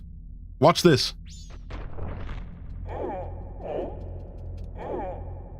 Homie attacks with his ass. And it does real damage. And it does real damage. Look at the whole screen shakes. That's a booty right there. So when you were saying like diaper booty, I don't think you understood to what extent of the diaper the booty really was in this game. Like I don't think you were even like fully appreciating the amount of diaper booty there really was. Double cheeked up on a Thursday. All right, you guys are not going to let me. Will you just let me skip through here? I don't want to work to leave, man. You're going to make me work to leave, huh? Oh, well.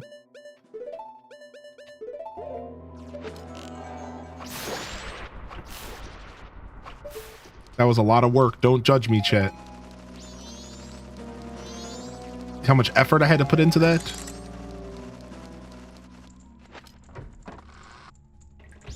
All right, nice. So the only other thing that we can do... So that's it. That's it for second night stuff. Now, there is a third night thing that involves the sword, and we're going to actually go do that right now.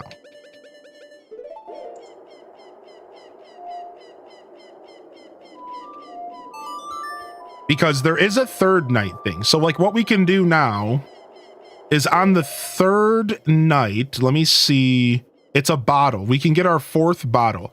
On the night of the final day, you open up the last gravestone and you drop down. Dampe will follow you around and dig up blue fire spots in the brown sand. There are 2 of them on the bottom floor. After finding the blue fire, have Dampe step on the right-hand sinking platform. It'll raise up. Quickly get to the top floor and have him follow you. You have to kill a big Poe that appears to get a bottle.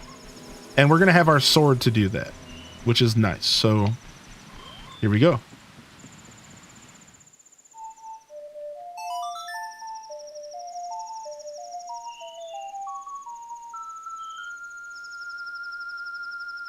Dawn of the final day. Yes.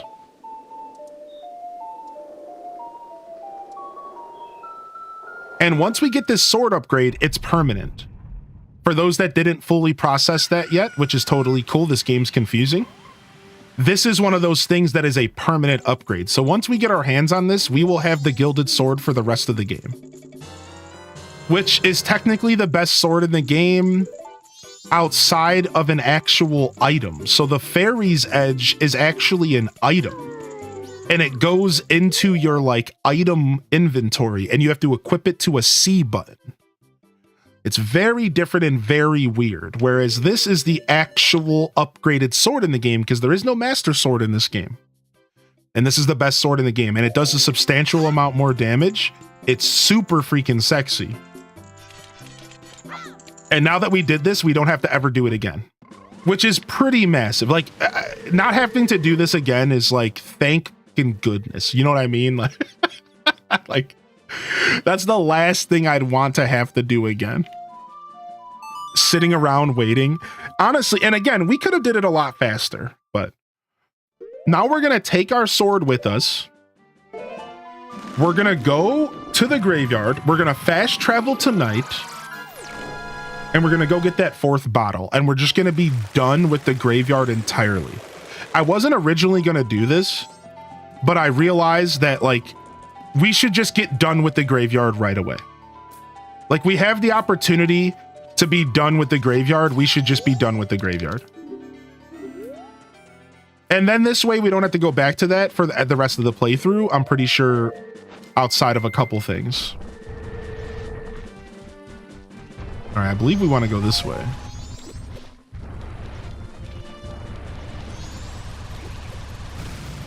Yeah, so I think this is definitely the play here.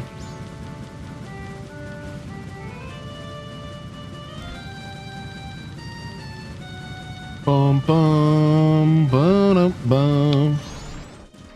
All right, let's go ahead and call our horse. Sorry. Dude, I love the bar bumper. That's a dope emote. Detective Rach, I hope you've been well, man. It's always good to see you in here. I feel like I don't get a chance to always catch up with you. What was that? I just did, that's a speedrunner technique I just did. I think it's called hessing. I think I just did a hess on accident. I think I literally just did a hess. The way that bomb hit me.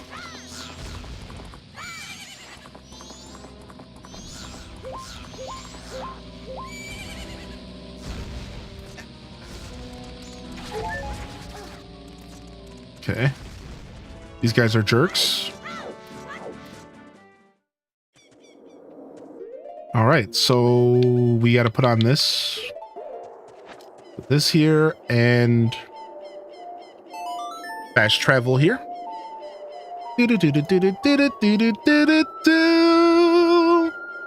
Night of the final day. Here we go.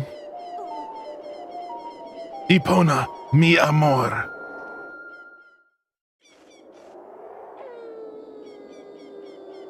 "12 hours remain. Let's go, baby." Yo, open up this graveyard, son. Open up this graveyard, son. For some reason, I thought the graveyard was where I was gonna fight the skeleton boss in this game. But I was forgetting that the skeleton boss is like, I think, a part of the stone temple. There's like some kind of skeleton boss in the game. Not the big guy. Not the big guy we chased down. There's some kind of boss that we fight that's dead. Maybe he's not a skeleton, but... So what is this? This is like a mini dungeon, basically. Yeah, it's Iconic Castle. That's what it is. All right. A fairy? Oh, it was the fairy's light. In that case, it's just perfect. I came looking for the royal family's legendary treasure, but my torch has gone out. I'm sorry, but could you light the way? Please? I'll even split the treasure with you. Okay. No, where are you going? You're supposed to follow me, right? Oh, I have to like keep them nice and close, I guess? Yeah. Get over here. No, come back. Why are you making me work for this, dude?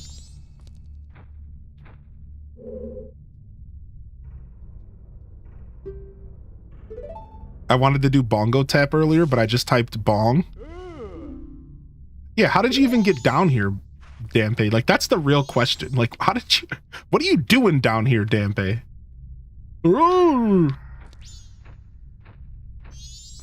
He just walks away from you if you get even an inch away from him. I'm gonna do this.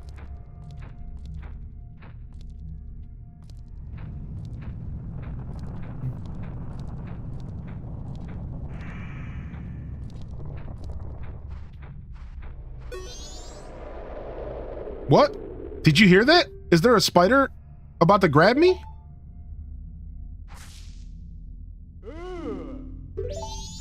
They just played the spider sound effect.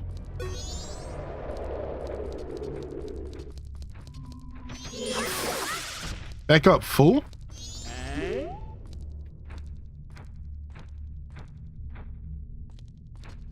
I said the spider, but I meant the wall masters. I meant the hands. Yeah, Mama Watson. I say spider because they remind me of spiders. Got it.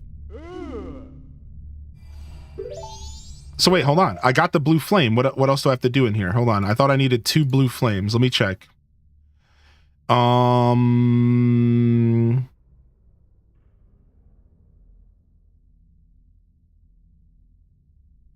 After finding them, have Dampe step on the right-hand sinking platform on the bottom floor.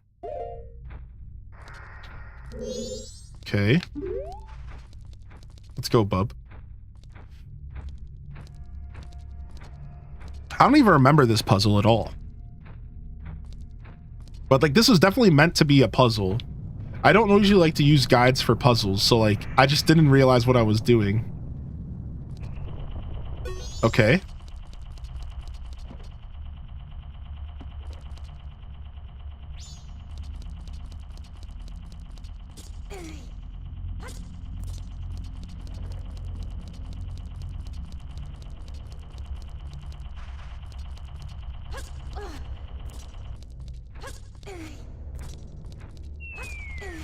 No, he fell back off again. Okay, I get it. I get it. I need to get up there as soon as possible. Okay, I get it. And we have to go up there where he is and get him off the platform.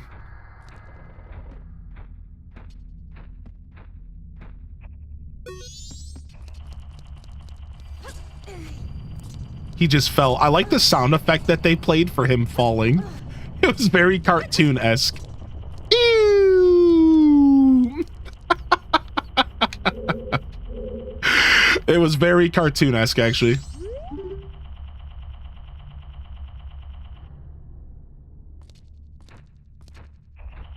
Got him. Got him, got him, got him. Okay, which holds the last fire spot. So this is the last fire spot. After 3 are activated, kill the big Poe and get the bottle. Thanks, Dampe. You're the best, man.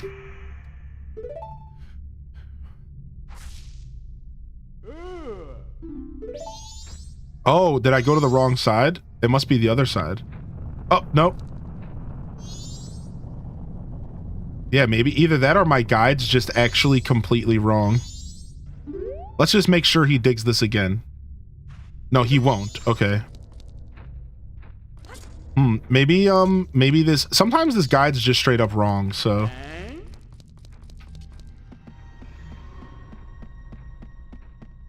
Okay, there's one up here. This is the one I think we want to go up to, then.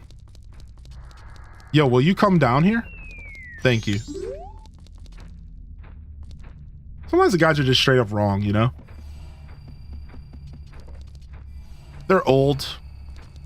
Maybe there's something that we don't fully understand about it. There's one thing I've learned in gaming in all my years, that if you are going to commit to a guide, you still have to use your brain a little bit. Unfortunately. See, it's RNG. See, bingo. So that's funny because this guide must be so old that it assumes that it's on the right-hand side always or something. You know what I mean? Like There's always a lot of that going on. It's like you get these old guides, dude. It's like you still have to unfortunately kind of use your own brain a little bit.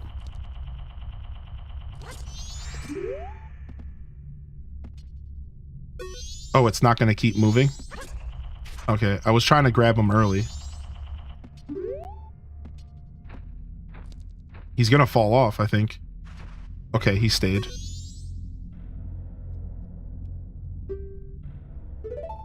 I'm assuming one of them is probably in the higher platforms to always force you to interact with the stupid little platforms. Does that make sense, Morpha? Like, I bet you one of them is kind of always up there in one of the up spots. Yeah, one's always up top, right?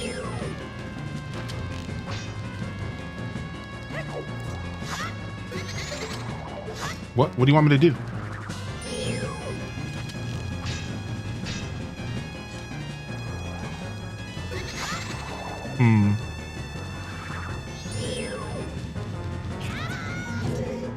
What am I doing to fight this thing? I don't actually know. Oh, I got him. Okay. I was just hitting his stupid lantern.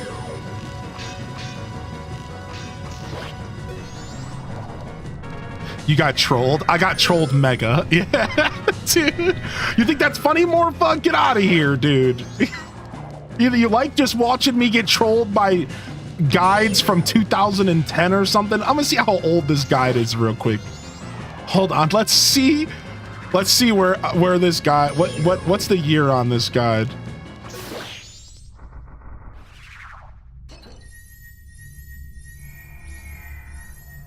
(2008).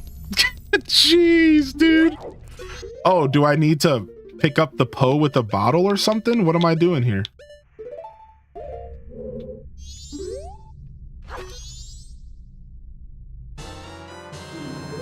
You caught the big Poe. You caught the big poo? Wait, what?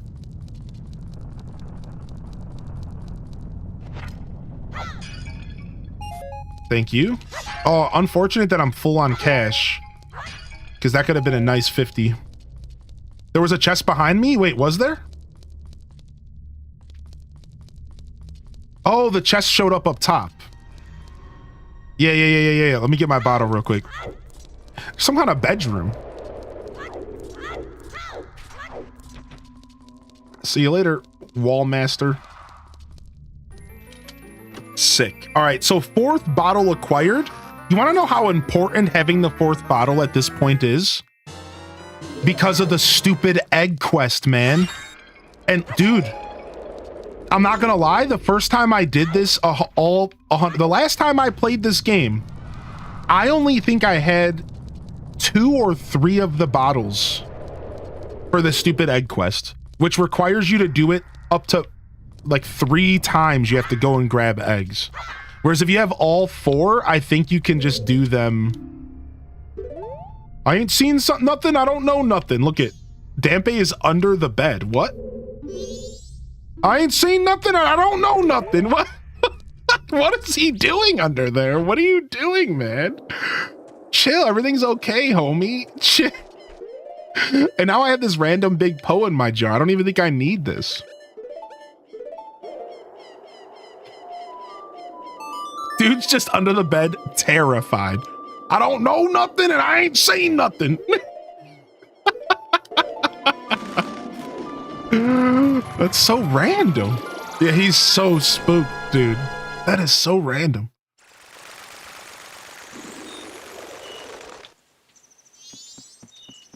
All right, let's go drop off our cash because we're capped out again.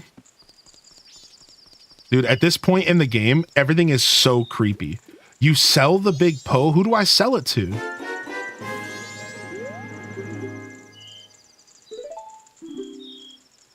H-Day arrive, H-Day cozy. Curiosity guy?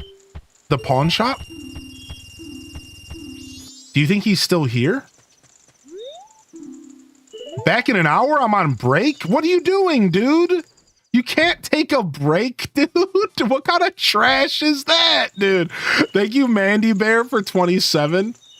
I'm on break, dude. I'll be back in an hour. Like, what do you mean, dude? Okay, this opens at 10 p.m. This is the shop that we want. Okay. Yeah, this is the shop that we want right here. So we just have to wait till 10 p.m. We could just hang out for a minute.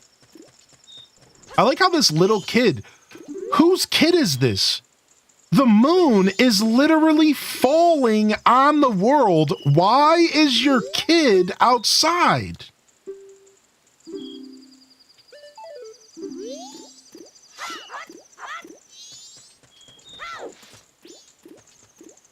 That's why this game is so eerie, because, like, that's all on purpose, in my opinion. I don't care that it's a video game and it doesn't need to make sense. I think that that's all on purpose. And that the developers were like, we're going to make sure this place feels like a weird purgatory. We're going to make sure this place feels like a weird purgatory. And the way they did that is through stuff like that, where you just like, there's a bunch of stuff that's just confusing.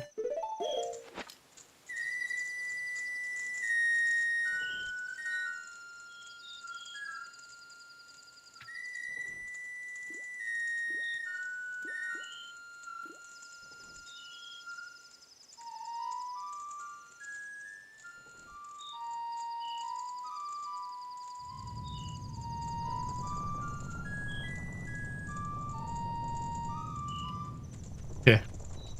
10 p.m. Just a little dance break.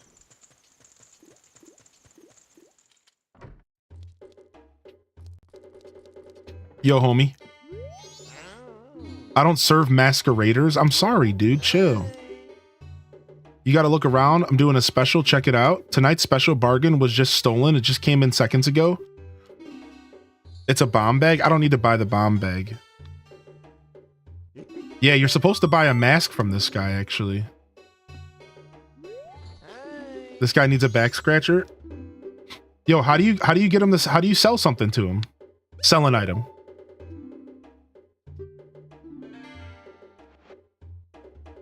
$200 rupees? Dude, that was such a call out. Thank you so much for saying something. That's huge, dude. What a call out. Nice. Boom shakalaka. Now we're up to 1,500 rupees. We need 5,000 for like a heart piece or something. So we're nowhere near where we need to be, but we're at 1,500, which is sick. Where's Sunglasses Hut in Hyrule? This dude must live there. Sunglass Hut? Shut up. Is this like the first ever roguelike? Well, no, but like, I see what you're saying and kind of like, yeah, sure. Roguelikes were around for a long time before this game, but this game was totally attempting to do something similar. It was totally looking to push that same idea for sure. I see exactly what you're saying, and I love it.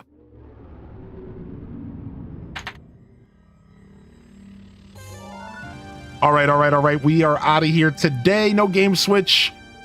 I'm just out of here at 6.5. I feel good about it. I'm gonna go ahead and follow my heart here. I got some other stuff I want to take care of around the house, and we're gonna do that. Thank you so much for coming and hanging out here to the Zelda fam, as I like to say. Thanks for coming and bopping with us here, Zelda squad. More Majoras in the morning tomorrow, most likely, all right? Most likely more Majoras in the morning. If you are interested, come on by for that. Otherwise, I think we'll do some variety at some point as well within the next 2 days. Maybe start with some Stardew, maybe some Zelda in the afternoon. Maybe some Zelda with some Stardew in the afternoon. Whatever I feel like doing. Either way, Zelda is on the schedule for the next 2 days, so you can look forward to it. Of course, we have the Saturday night stream with Animal Crossing. It should be a beautiful weekend here as we head into our Friday. So come on by for the Friday show tomorrow. Hit that follow button if you haven't already. If you're over on YouTube, I see you. Make sure you hit that like, hit that subscribe so you can tune into more of my content, whether it be videos, shorts, curated, VODs, whatever. Thank you so much for being here. We're not going to raid today. We're going to fade out. So no raid. We're just going to fade on out of here. I do want to quickly take a moment here to say thank you to all of my supporters, bits, subs, donations. Let me see here. What's that button? I couldn't do this without y'all, so thank you for your continued support and patronage to the channel. Discord subs, Discord boost, YouTube members are on the horizon, so you can start to support there if you would prefer, and it'll be a lot cheaper. So if you do just end up lurking only in the lurker zone most days, there will be an option for you to support there for relatively cheaper. But either way, look forward to that if you would prefer to support and have more options for supporting. That's what it's all about. But that's a good reminder that even you just being here is a form of support. Tuning in, enjoying the content, watching the VODs, whether on YouTube or Twitch, you're already doing enough, and I sincerely appreciate you for considering to lurk on my show. Chatting, all that stuff. Thank you. Thank you so much. I really appreciate y'all. On that note, this is Hylian Descent signing off for another wonderful production here, twitch.tv. If I don't see y'all here tomorrow for the Friday show, I'll see you when I see you, fam. Don't forget to game on. And of course, as always, peace. And on to the next episode. Peace. Mr. Nintendo, Ryan Perp, thanks for the kind words. Cool legendary hero, I saw you, baby. Thank you so much. Great Bambi, Dark Lord, Mike 84, Rayrar, Ice Cream Cake, Chamomile Court, Cozy Knight Rider, Sam's Lost Shoe, Gar Stormbrand, Enchanted Ascari, Yum Springa. Yo, beautiful broadcast today, fam. Holy heck. So much delicious Zelda. Check out the socials if you're looking for more content. Check out the YouTube. If you're on YouTube, all my socials are in the description of the YouTube video, so give it some love. Of course, join the Discord. We'll be around. We're always around. You can always at me in the Discord as well. Thank you so much, everyone, though. I really do appreciate you tuning into the show today. Some Majora's Mask, some wonderful, wonderful Majora's Mask. On that note, I do love y'all and appreciate y'all. I'm honored to be a part of your daily routines. Certainly honored to have you as a part of mine. Thank you for those 100 biddies, Wolf Dad. Anyways, you know how this goes, baby. Peace. Hit them cat jams.